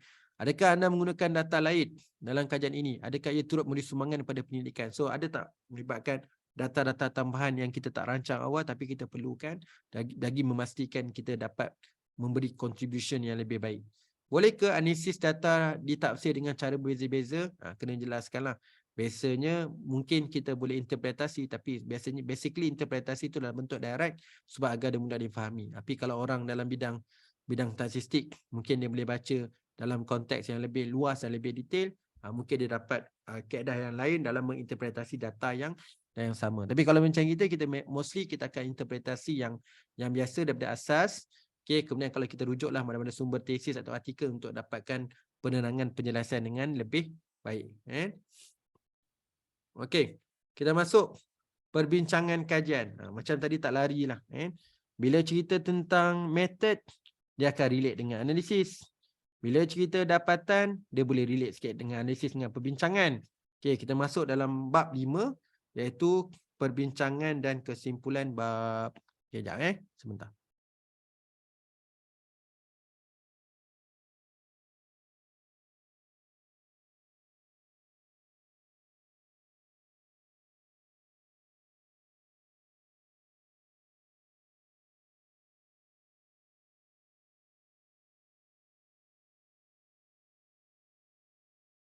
Okey, kalau ada soalan boleh terus tanya. Kita dah masuk kepada chapter 5. Kita nak tengok soalan-soalan, especially kalau tempat saya chapter 5 ni adalah perbincangan dan kesimpulan. Ini yang diperbincangkan di bahagian ini. Okey, perlu kaitkan kewujudan masalah yang dinyatakan dengan dikaitkan dengan perbincangan dapatan kajian. Masuk kat sini adalah sebenarnya perbincangan yang luas. Okey, kita akan bincang benda ni nanti minggu yang satu lagi nanti kan. So kat sini nak jelaskan bahawa kalau kita tulis perbincangan, bukan hanya cerita perbincangan dengan dapatan je.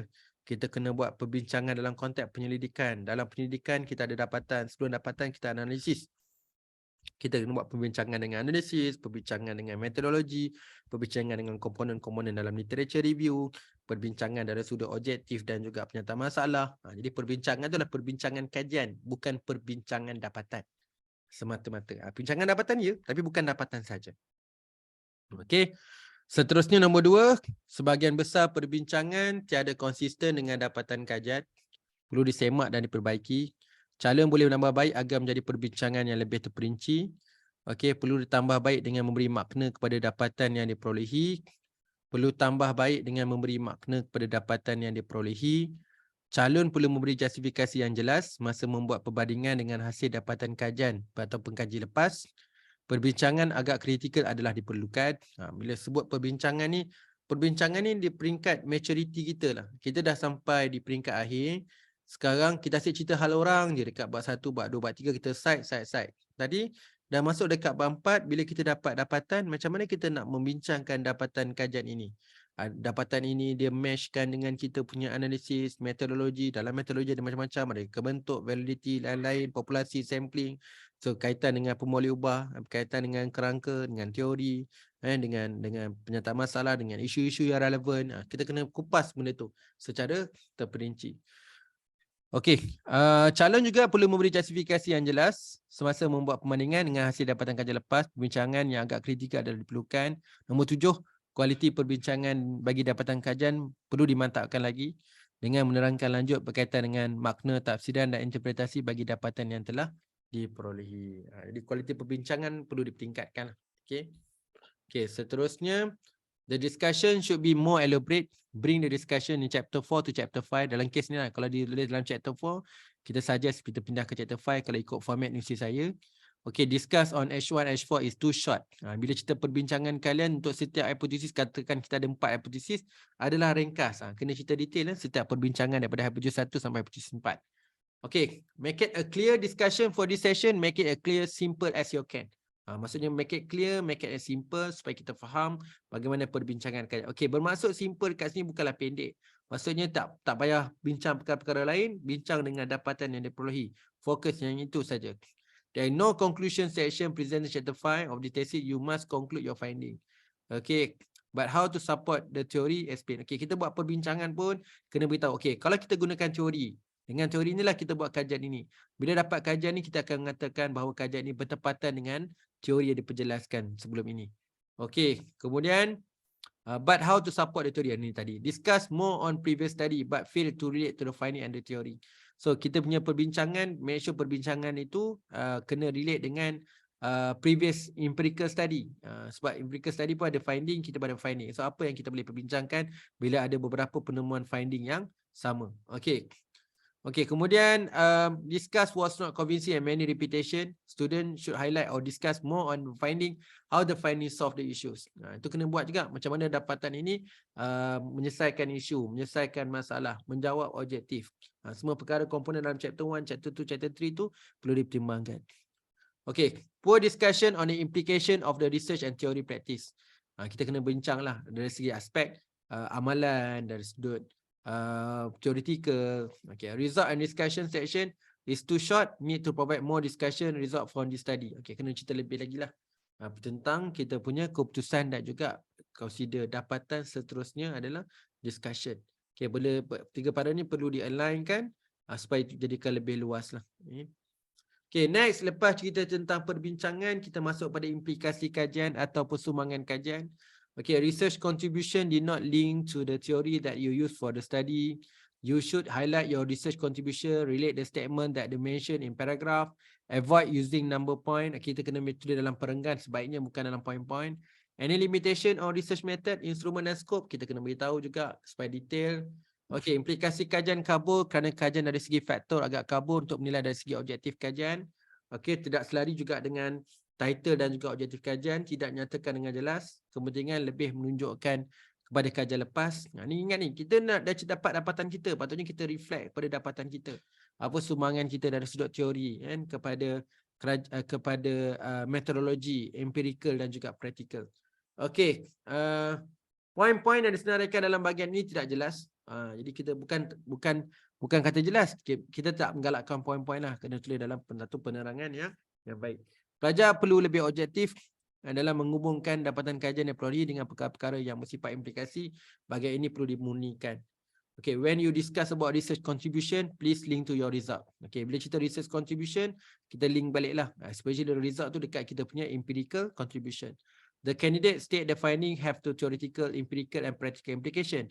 However, the finding have to methodological implication was not explained further. Ini bagus dah kan? Dia dah cerita theoretical punya contribution, dah cerita empirical contribution, practical contribution, tapi tingkat satu methodology. So dalam methodological ni boleh cerita method dengan analisis juga. Okay. Does this study suggest area for further research or practical implication? Implication for the practitioner clear draw out. So kita kena ceritalah yang dapat manfaat daripada kajian ni. Sumbangan ni kepada kerajaan, kepada industri. Kat industri tu kena detail lah. Okay, kepada researcher. Okay, perkara tu kena ada. Novel managerial implication should be formulated and must be revised accordingly. Okay, there are no theoretical contribution. Kita ada 4 theoretical, method, empirical dengan practical perlu ada dalam melibatkan ataupun dalam membincangkan dari sudut contribution. Memberikan hujah-hujah yang lebih kritikal dan mendalam, memberi implikasi yang baik kepada guru, pelajar, pentadbir dan kementerian jika kita punya kajian melibatkan implikasi lah. So yang ni siapa yang dapat manfaat kan? Kerajaan ke, practitioner ke, community ke, masyarakat ke, persekitaran ke kan? Okay, lain-lain bab 5. Kita masuk lain-lain bab 5. The candidate was less able to link research finding with the previous research and underlying theory. Ni lah masuk dia. Masuk bab 5 ni kan, dalam bab 5 ada rumusan, ada perbincangan, ada ada macam ni. Yang pertama adalah discussion, perbincangan. Perkara yang kedua adalah rumusan. Perkara yang ketiga adalah sumbangan. Perkara 4 adalah cadangan. Itu perkara-perkara yang kita kena tahu dalam outline dalam bab 5 lah. Okay. Yang pertama, candidate was less able to link research finding with the previous research. Dekat bahagian perbincangan lah, kita gagal untuk membincangkan kita punya dapatan dengan perkara-perkara dalam penyelidikan kita. It suggests to include summary table. So kita kena ada summary table untuk result hypothesis. Ini kita dipanggilkan sebagai summary research. Can start with the aim, the research and whether the thesis achieved. Okay, calon perlu menyemak semula bahagian ini agar ianya lebih menyeluruh dalam penulisan tesis. Kena tengok secara generalnya, bahagian 5 kena tengok balik. Calon boleh menambah baik dalam bahagian penyidikan masa depan. Calon juga boleh membincangkan kajian ini disertakan fakta-fakta sumber rujukan yang sah. Dicadangkan susunan dari pengenalan, hasil penemuan utama, rumusan kajian, implikasi iaitu sumbangan, okey, dan juga sumbangan dan juga cadangan kajian akan datang. So flow yang baik macam saya sebutkan tadi, mulakan dengan rumusan. Kemudian mula-mula cerita perbincangan. Kemudian yang kedua cerita rumusan. Kemudian cerita contribution kepada 4, theoretical, methodological, empirical dengan practical. Kemudian kita cerita tentang cadangan kita. Okey, cadangan, banyak cadangan-cadangan kita boleh relatekan ada sudut aspek teori dan juga method. Okey. Nombor 8, terdapat kesilapan dan kesimpulan mesti diperbaiki. Kesimpulan ditulis tidak menggambarkan dapatan kajian, menunjukkan dapatan adalah sederhana. Okey, kesimpulan agak umum, boleh fokus pada suspek yang dikaji. Skop penulisan rumusan untuk mewakili kesimpulan bagi kajian keseluruhan adalah tidak mencukupi dan tidak mantap. Okey, itu sangat penting rumusan. Bukan buat rumusan dapatan tapi rumusan penyelidikan. There is no conclusion section present in chapter 5 of this thesis. You must conclude your finding. Okay, conclusion section very weak. Need to be developed term comparison to other study or in support of the other study. Ini perbincangan maksud dia. Okey, ini untuk organize kajian. Dari segi kualiti adalah sederhana, kerap memerlukan persetujuan semula. Ini maksudnya benda-benda lain dah pergi dah cover sampai chapter 5, kita tengok organize kajian pula. Dari segi kualiti adalah sederhana, kerap memerlukan persetujuan semula ayat, kena structure balik kan ayat-ayat tertentu. Calon perlu pastikan periksa setiap muka surat dan pastikan semua sokongan telah disenaraikan, pastikan semua citation dah ada dalam reference. Susunan atau keseluruhan masih boleh ditambah baik. Secara keseluruhan persembahan penyampaian teori adalah mengikut penyampaian. Penyampaian penulisan masih boleh diperbaiki. Lebih cenderung pada penulisan akademik, kena increase kita punya skill academic writing. Terdapat banyak singkatan dalam teks tetapi tidak nyatakan dalam halaman senarai singkatan. Penulisan perlu ada kesinambungan. Okey, dari segi rujukan, Make sure all reference are listed. Calon perlu menyemak keseluruhan tesis bagi memastikan semua rujukan terkini masih terdapat sumber yang agak lama. Cadangkan rujukan yang terkini untuk ditambah baik dalam kajian literature. Agak mengecewakan kerana hampir kebanyakan kajian-kajian lepas dirujuk sugar dan agak ketinggalan. Ini menjejaskan tesis dari sudut kualiti. Okay, masih lagi rujukan. It suggest to you EndNote software. Okay, sama ada gunakan EndNote ataupun Mendeley lah. Okay, boleh gunakan dua-dua. Semakan perlu dibuat terhadap rujukan-rujukan yang terkini. Perlu ikut panduan FPS dalam menulis tesis mengikut format. Format rujukan perlu disemak, terdapat rujukan yang tidak lengkap dan berulang. Pastikan all the citation, pastikan ada rujukan. Pastikan jurnal adalah berkaitan dan author yang juga bersesuaian. Dalam membuat citation dalam rujukan kita, perlu merujukkan buku dan juga metod yang bersesuaian. Sila pastikan setelah rujukan adalah asli. Pastikan tiada rujukan yang missing ataupun hilang. Okey, penulisan rujukan tidak konsisten. Elakkan sumber rujukan seperti Wikipedia. Okey, rujukan lama sepatutnya 70% semua rujukan adalah 5 tahun kini. Banyak rujukan yang ada dalam tag tetapi tidak ada dalam senarai. Okey, check authors and year and it's not consistent with the bibliography. Satu rujukan sama ada digunakan sepanjang kajian. Ini single citation atau single reference. Okey, tinjauan literature tidak membincangkan topik berkaitan huraian definisi konstruk, konsep dan tajuk kajian dengan berdasarkan rujukan yang sah dan terkini. Okey. Okey, next. 19. Make sure rujukan mengikut APA. Setiap perkataan dan ayat dalam bahasa Inggeris perlu diitalikan kalau kita buat dalam bahasa Melayu. Terdapat beberapa perkara yang sepatutnya dimasukkan dalam lampiran. Make sure dari segi laporan analisis penuh perlu ada dalam lampiran. Soalan-soalan interview kita yang kita prepare tu pun kena masuk dalam lampiran. Okey. Terdapat lampiran yang tidak diperlukan. Jadi mana-mana lampiran yang tidak diperlukan boleh kita keluarkan lah. Ambil yang relevan sahaja. Okey, lain-lain dalam bab 5 terdapat kesilapan kecil berhubung dengan tanda bacaan. Terdapat kesalahan penggunaan simbol dan bahasa. Penggunaan huruf besar dan huruf kecil perlu konsisten. Kata penyambung kurang sesuai. Laras bahasa akademik perlulah lebih baik. Ataupun dalam konteks kita dah baik. Hanya terdapat beberapa kesilapan kecil tentang bahasa. Konsisten penggunaan bahasa Inggeris, italik. Gaya bahasa struktur ayat digunakan oleh calon dalam akademik, bukan laporan. Maksudnya cara penulisan kita dalam bentuk perbincangan, bukan dalam sudut pelaporan. Tidak perlu penggunaan warna dalam jadual darjah. Kalau berlaku pun dekat sini perlukan dapat kebenaran. Maksudnya ada dalam guideline membenarkan dalam tesis kita melibatkan rajah color. Okay, this thesis need to be sent to proofread. Kalau boleh siapa tulis dalam bahasa Inggeris, kena proofread lah Inggeris untuk make sure, check agar tak ada masalah grammatical, spelling error, sentence. Okay. Nonetheless, of the research need to careful editing to improve the quality presentation. So, of course, kita kena ada proses editing. Jangan terus submit. Okay.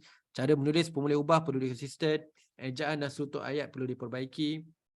Kira rujuk tesis yang disemak oleh pemeriksa, make sure kena ada selalu perbincangan dengan supervisor supaya idea kita selalu dirujuk dan disemak. Calon perlu menambah baik beberapa sumber supaya ikut APA yang ketujuh. Semak cara penyusunan sumber pada tahun dan jadual. Dicadangkan masukkan sekali hipotesis alternatif. Justifikasi pemilihan sampel perlu ditulis. Reka bentuk kajian perlu lebih terperinci. Sila semak format dan gaya penyusunan tesis IPS. Contoh kat bab saya lah, IPS opsi. Dari segi aturan serta susunan bab serta format jadual dalam tesis. Okey, 21. Penulisan struktur ayat perlu ringkas. Pastikan semua fakta rujuk dalam tesis adalah pembacaan rujukan asal. 23. Format penulisan tajuk subtopik yang tidak konsisten. Okey, nombor 4. Sistem permohonan yang tidak konsisten. Nombor 5. Penulisan tajuk jadual yang tidak konsisten. Susun atur item atau topik dan subtopik mengikut format. Jadi ini beberapa perkara yang kita kena make sure kan. Kita punya skala format dalam tesis ni make sure organize. Kena ikut panduan yang telah ditetapkan oleh IPS. Calon gagal untuk menunjukkan bahawa disertasi adalah berbeza dengan kajian-kajian sebelum ni. Kita kena dapatkan originality. Kena dapatkan extension yang baik.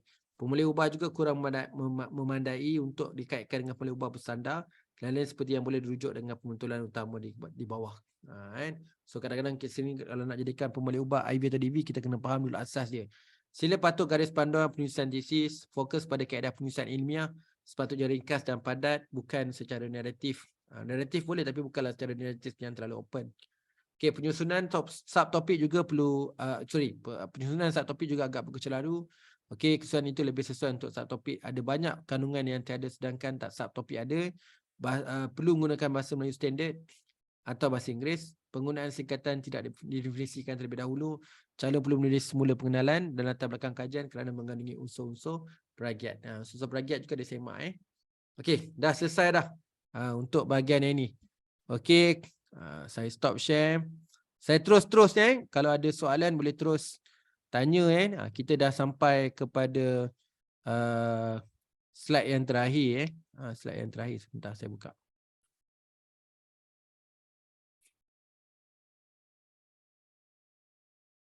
Okey, kalau ada apa-apa soalan boleh terus tanyalah saya cuba respon kat sini. Okey. Untuk apa ni? Reference tu dia punya Ada soalan ke? susunan Tak tu. dengar macam ada soalan tu. Hello. Dengar tak, Doktor? Doktor dengar tak? Okey, dengar. Untuk reference tu, kita kena ikut susunan daripada bab 1 sampai bab 5 ke, ataupun dia kena ikut alphabetical order? Boleh kuat sikit tak Syikin? Saya tak pun nak dengar lah. Ke saya yang Untuk reference, okey, okay, kita ikut format dia. kena ikut alphabetical order ke susunan dia, atau kena ikut bab? Okey, itu ikut format. Dia ikut format universiti. Setiap format universiti adalah berbeza-beza. Kalau tempat saya ikut standard lah, ikut abjad A sampai Z. Okey. Dia ikut. Sebenarnya tak tahu, kadang-kadang format ni berbeza-beza. Universiti berbeza-beza. Lagi-lagi yang belajar dalam negara dan luar negara, kat Malaysia sendiri pun pelbagai universiti, malah dalam satu universiti pun setiap fakulti dengan fakulti lain pun kadang-kadang format yang berbeza. Okey, dekat sini memang kita pakai reference, memang tak pakai bibliografi, kita pakai rujukan. Dari segi susunan tu memang kita ikut APA yang terkini lah. Format APA sekarang ni versi 7 kan, versi yang terbaru. So dia akan susun kita ikut A lah, mana nama huruf A sampailah ke nama huruf Z. Kemudian ada susunan tu. Okey, susunan pula tu kena susun by year lah. Saya pada tengok nama dari segi huruf tu, kemudian kita akan tengok dari segi tahun. Mana dulu kan, kalau kebetulan memang ada nama sama, kita utamakan yang baru dulu atau yang lama dulu, kena ikut cara format APA. Yang itu pun saya kurang pasti. Kadang-kadang selalu berubah kan. Bila kita buat reference, kita buat endnote ke pakai apa? Pakai Mendeley, dia dah automatic. So kalau tanya saya, kalau katakan saya artikel yang sama, tahun yang sama, so nak ambil siapa? Nak ambil, betul tak? Saya buat artikel sama 2 orang. Katalah Fazli dengan Habidin. So Fadil dengan Abidin ada 3 artikel. Tahun 2022, 2021, 2020. So nak ambil yang mana dulu? 2020 ke 2021, 2022? Yang tu pun kena semak. Yang dari segi update punya version. Okay. Boleh? Takut saya tak dapat ataupun lain dia ditanya, lain pula yang saya jawab. Boleh respon balik. Okey, Doktor dah faham. Okey, kita masuk slide yang terakhir. Slide yang terakhir adalah berkaitan dengan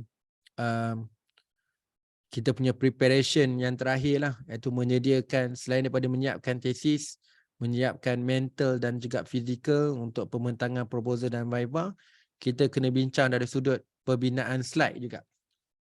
Slide pembentangan proposal. Okey. Ini contoh kan. Okey, kita boleh, ini contoh macam student saya lah. Saya ambil contoh beberapa daripada student saya. Tak adalah kita bincang detail kat sini, terlalu detail, tapi secara awalan nak tunjukkan bahawa researcher yang lepas atau pelajar-pelajar PhD dan master yang lepas, dia dah menyediakan ataupun masing-masing menyediakan slide PowerPoint dengan ringkas. Kalau tanya saya, very simple. Kalau 20 minit, you all present satu slide berapa minit? Kalau kita ambil 1 minit, saya rasa 1 minit sedar dah habis 1 minit kan. Okay. Jadi kalau you all kat sini, maximum slide adalah 20 slide. Kerana satu slide 1 minit. Saya takut bawa 20 slide, takut present lebih. You kena control. Kalau tanya saya kan, yang terbaik 10 sebenarnya. Kalau tanya saya kata 10 hingga 20 lah. Tapi yang terbaik 10. At least satu slide boleh prepare 2 minit. Kan? Jadi kat situ kita kena jelas lah kan. Okey, yang macam ni kita boleh tayang je. Kita beritahu ni atas tu tajuk tesis kita. Okey, kemudian kita lah ni adalah dalam pembentangan proposal kita ada melibatkan semua komponen ni. Ada intro, research background, problem statement, research objective, research model, literature, research design dengan data collection. Kita boleh buat macam ni lah. Sebab kita boleh buat link juga. Dalam PowerPoint kita boleh buat link juga antara satu slide ke satu slide yang lain. Okey. Contoh problem statement. Jadi ini contoh salah satu problem statement. Okey, kita tak adalah buat by text, buat point-point macam ni. Kalau kat sini dia nak highlight 6 perkara lah. Okey, first thing first, jangan risau pasal slide. Kerana penilai dah tengok, dah baca kita punya tesis. So dia dah baca dah problem statement kita berkali-kali, dia dah faham dah. Dan dia pun ada cukup tempoh 2 bulan dia baca kita punya tesis ataupun 5 bulan. Kalau Viva dekat setahun dia baca tesis kita. Okey. Jadi kat sini buat point-point lah, tapi kita kena elaborate lah supaya kita tak nak baca slide. Ni penting. Nama PowerPoint ni sama ada nak buat infografi atau point saja. Supaya dia bantu kita punya pembentangan. So nanti dia explain lah kaitan contoh nombor 1 tu firm survival issue. Dia highlight nanti. Okay, inconsistent finding. Okay, kemudian missing important variable. Theoretical argument. Limited studies. Not all lean company better performance. Ni yang dia nak highlight dalam dia punya problem statement. Okay. Kemudian kita boleh buat objektif. Objektif buat macam ni je. Kita nak senaraikan 5 objektif kan. Bergantung pada kita punya kreativiti lah. Ini kita boleh buat research objektif macam ni. Ada 5 objektif kan. Objektif 1, objektif 2, 3, 4, 5. Okey. Kemudian kita nak cerita tentang literature review, nak cerita kita punya teori. Kita boleh combinekan kat sini. Dekat sini kan kita ada gunakan social exchange theory set. So kita nak ceritalah keterkaitan dia dalam kajian ini melibatkan positif dengan negatif dan kita ada interdependent interaction, kemudian ada LMX dengan generic model social exchange. Ini contoh. Okey. Literature review juga boleh cerita macam ni. Saya lebih suka macam ni. Nampak cantik. Kalau yang sekarang ni kan. So dalam literature review tu kita akan membincangkan beberapa bahagian. Okey, kita start cerita tentang kalau ambil kanan, cerita dulu manufacturing performance. Manufacturing performance ada 2 benda nak cerita. Pertama cerita definisi dengan measurement. Kemudian nak cerita critical success factor. Kemudian nak cerita supply chain. Practice nak cerita definisi. Ada SSP, IQ, SSCR. Kemudian nak cerita internal lean accounting. Kemudian cerita relationship among construct. Okay, dalam kajian ni gunakan resource dependent theory. Digunakan 1 je cukup sebenarnya. Untuk pengajian PhD ni sebenarnya macam student saya guna banyak kan dapat major correction. Guna 4, panel minta 1 je. Dalam kes ni pakai 1 pun tak ada masalah. Okay. Ini contoh kalau research framework lah. Tunjuk je research framework macam ni. Bergantung lah masing-masing ada research framework masing-masing kan. Jadi kita tunjukkan kita punya research framework macam ni. Okey, research methodology. Ni contoh lah. Ni susunan ni kena make sure betul lah. Kan? Susunan step by step ni mengikut pada kita punya scholar lah. Okey. Okey, ada step dia. Kat sini dia buat population and unit analysis. Kalau tanya saya pun, kebiasaan kalau saya cerita research design dulu. Tapi dalam kes ni dia proof dia buat population and unit analysis. Kalau tanya saya buat research design dulu. Kemudian, bawa cerita pasal lepas population, bawa cerita sampling and design sampling size. Kemudian cerita measurement, validation, pre-testing, pilot study dengan field study. Okay. Okay. Kalau kata yang buat proposal defend, boleh kita buat timeline macam ni.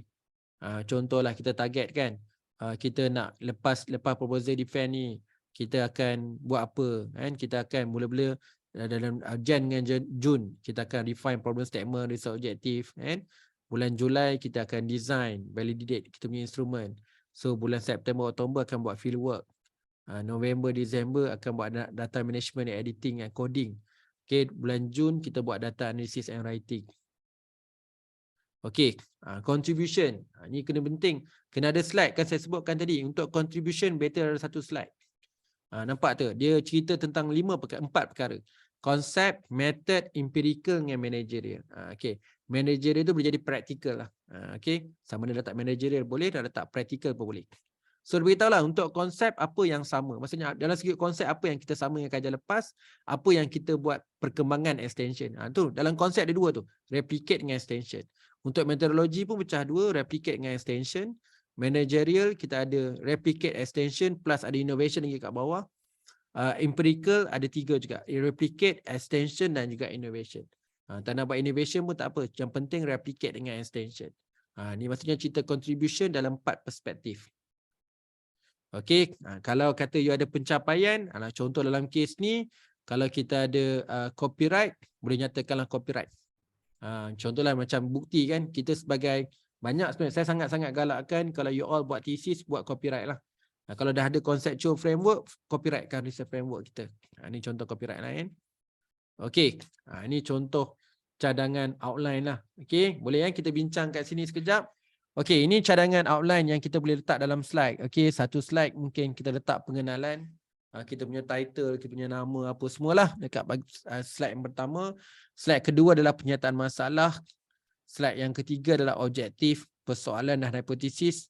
Satu slide, ni semua satu-satu slide semua. Satu slide untuk kajian literature, satu slide untuk kerangka kajian, satu slide untuk reka bentuk kajian, research design, satu slide untuk kaedah metodologi, satu slide ni untuk Viva, satu slide untuk analisis dan keputusan, kemudian satu slide untuk dapatan, satu slide untuk sumbangan, satu slide untuk cadangan, satu slide untuk pencapaian.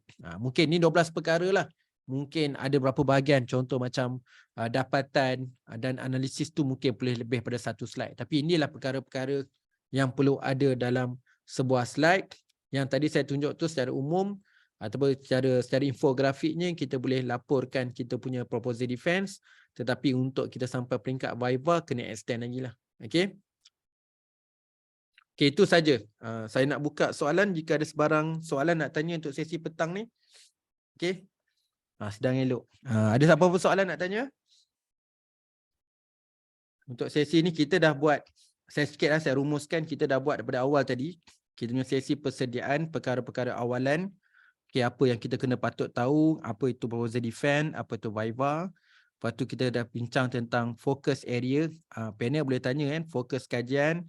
Kemudian soalan-soalan umum. Okay, kemudian kita masuk dekat tajuk. Okay, kemudian kita akan bincang semua komponen-komponen dalam chapter 1. Okay, chapter 2, chapter 3 and metodologi, patut analisis, dapatan, perbincangan, kesimpulan. Okay, termasuklah tadi rujukan dan lain-lain. So kita kena masuk yang final ni, slide yang terakhir ni, menceritakan contoh-contoh bagaimana nak buat infografik dalam slide presentation, plus dengan sedikit outline yang terakhir ni untuk kita buat perbincangan apa yang patut kita ready dalam pembentangan proposal nanti maupun dekat Viva nanti. Okey. Ada soalan nak tanya? Dok. Ya, saya. Dok, nak tanya berkenaan dengan yang Viva tu yang macam panel kan. Okey. Ada macam pemilihan panel tu, contoh kita macam saya di UMP, by the time saya nak macam Viva tu untuk yang macam expert yang from other university like apa ni yang overseas punya macam like dekat Oxford ke atau mana-mana yang tu, untuk yang kriteria mana yang dia lebih untuk keutamaan. Kita punya, maksud saya kajian kita tu expert dia macam kita tahulah kan, sebab kita contohnya yang kajian saya yang audit quality kan. Lepas tu tentang yang ada tax avoidance tu, pakar tu daripada sana lah salah satu lah. So macam mana kita nak choose untuk yang pemilihan tu, yang tadi doktor kata itu adalah pemilihan daripada supervisor kan? Betul. Dia keputusan ni, okey, dia ada borang. Okey, nanti bila Amran katalah untuk Viva kan. So bila kita dah siap kita punya tesis, kita kena submit dengan borang sekali. Dia ada borang ni, mana-mana universiti pun mesti ada borang. So dalam borang tu ada ruang yang perlu diisi oleh pelajar, ada ruang yang perlu diisi oleh supervisor. Okay, salah satu ruang untuk supervisor isi adalah menyenaraikan cadangan nama penilai. Okey, kita boleh penilai. Macam saya sebenarnya kalau macam bidang saya memang masa saya Viva dekat UTM memang penilai ada tiga. Ada tiga, satu daripada dalam. Tiga-tiga supervisor saya pilih semua orang industri, ada background industri. Tapi ialah 10 tahun dah kerja industri, betul join akademik lah. Okay. So internal saya orang industri, join akademik. Kalau external saya daripada seorang industri join akademik, seorang betul-betul industri. Betul-betul berindustri. Jadi macam saya dekat UTM, supervisor boleh cadangkan kalau kat situ weightage dia kena ada 2 akademik, seorang industri. Dan nama itu biasanya kita akan cadang lebih. Tadi contoh 5 kan. Jadi mungkin betul-betul dapat cantik, 3 yang pertama tu akan ditarik, 3 yang utama tu akan ditarik jadikan sebagai panel ke Viva. Jadi Amran kalau ada siapa nak cadangkan boleh berkomunikasi dengan supervisor. Supervisor kalau tanya saya kadang-kadang pelajar cuma nampak nak kena ada orang industri sekian-sekian kan. Tapi supervisor akan tengok, okey, kalau dalam konteks ni siapa orang akademik yang sesuai, siapa yang tak pernah failkan student. Banyaklah indikator yang kita akan pilih supaya kita nak cari penilaian betul-betul faham dalam kajian ni. Kalau macam Amran bidangkan audit quality, ada ke researcher yang dekat Malaysia dan juga pensyarah dekat Malaysia yang kita boleh cadangkan dekat supervisor. Okey, kalau saya open, saya memang open. Kalau ada student saya berhajat untuk mencadangkan nama, saya pertimbangkanlah. Kadang-kadang saya melawakkan dia. Ini dah cadangkan orang ni, jadi apa-apa nanti tanggung sendirilah kan. Nanti dia katalah penilai gila dan sebagainya. Biasa yang penyudahnya nanti dimarahkan kat saya kan.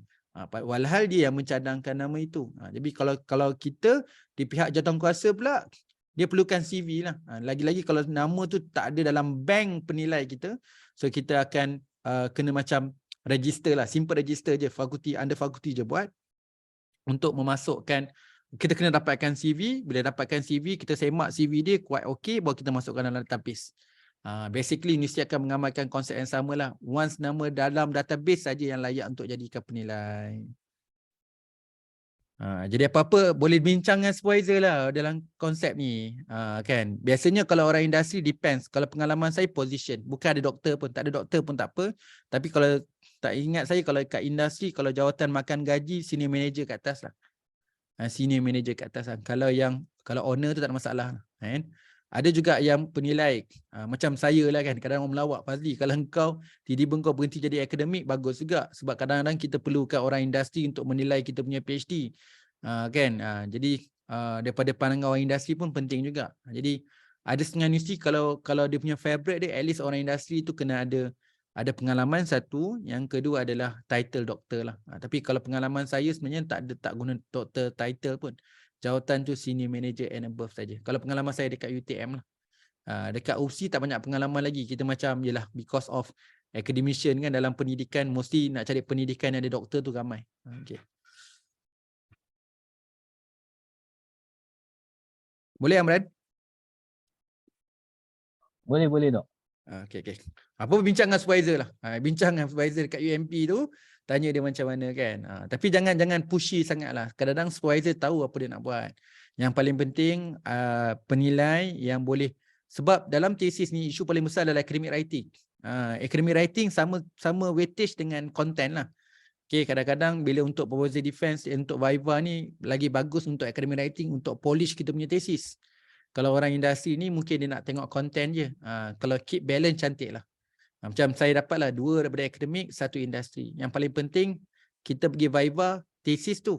Sebab kita akan, apa saja usaha kita selama 3 tahun tu diwakili oleh tesis. Jadi make sure tesis kita ditulis dengan baik, mencapai quality standard lah. Kalau kata PhD, sampailah PhD level tu. Jadi peranan orang akademik untuk semak every single word, every sentence dalam kita punya tesis tu sangat besar peranan dia. Jadi apa komen, apa cadangan itu boleh kita tambah baik selepas itu.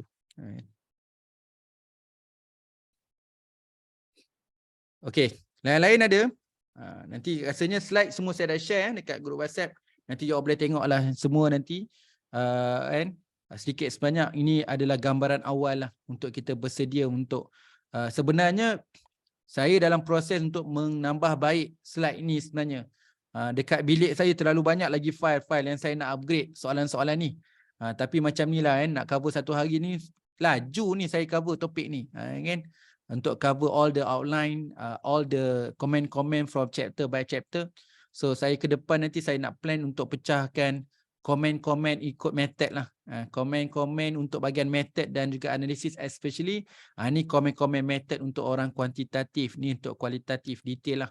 Ni komen-komen data untuk data primary, ni komen data secondary. Nak detail macam tu lah. Cuma nak fikir berapa lama nak kena cover tu mungkin lama lah. Kalau dah banyak sangat slide. Ni sebenarnya slide ni pun saya dah potong lah. Kan? Asal memang kalau ada yang siapa terlibat ataupun pernah join kelas saya, memang untuk kelas untuk persediaan Viva dan proposal defense ni adalah 3 hari. Saya pernah buat 3 hari lah untuk lebih detail. Yang ni pun saya dah cut off sikit-sikit. Dia bukan apa, kadang-kadang saya nak kongsikan semua.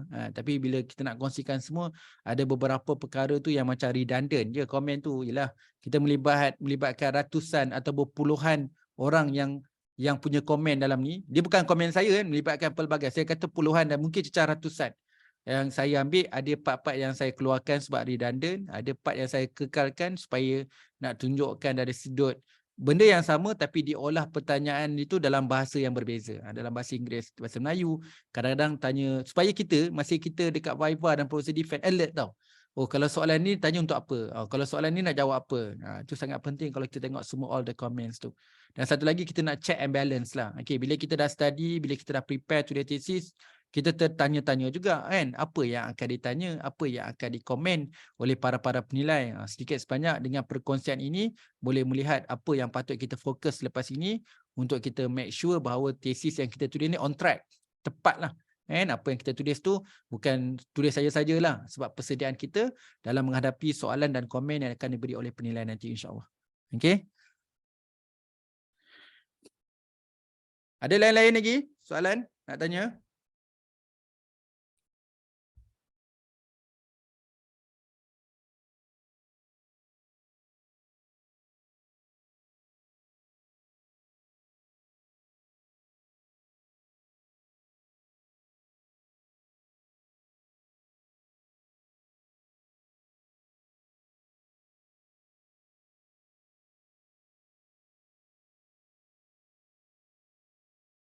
Okay, kalau tak ada apa-apa, saya ucapkan terima kasih untuk hari ini. Nanti lihat balik video, especially slide ni. Jika ada apa-apa yang ingin ditanya, nanti boleh tanya dekat grup WhatsApp. Semoga memang kita awalkan sikit, saya mohon maaf sebab yelah kita ada satu hari semalam saya ada urgent sangat, benda yang tak dapat saya elakkan. Okay, nanti minggu depan kita cover balik dalam kelas analisis. Dan pada satu minggu lagi, yang minggu yang terakhir sebelum kita mula masuk bulan Ramadan, kita ada satu lagi perkongsian berkaitan dengan penulisan bab perbincangan dan kesimpulan. Seterusnya hari Ahad tu kita akan buat pindah tesis kepada artikel jurnal. Kita ada tu juga kan, ada 2 hari kat situ. Asalnya Ahad tu kita tak ada dah, tapi Ahad tu kita dah tarik balik sebab kita hari semalam tak ada, jadi kelas kita ada sampai Ahad juga.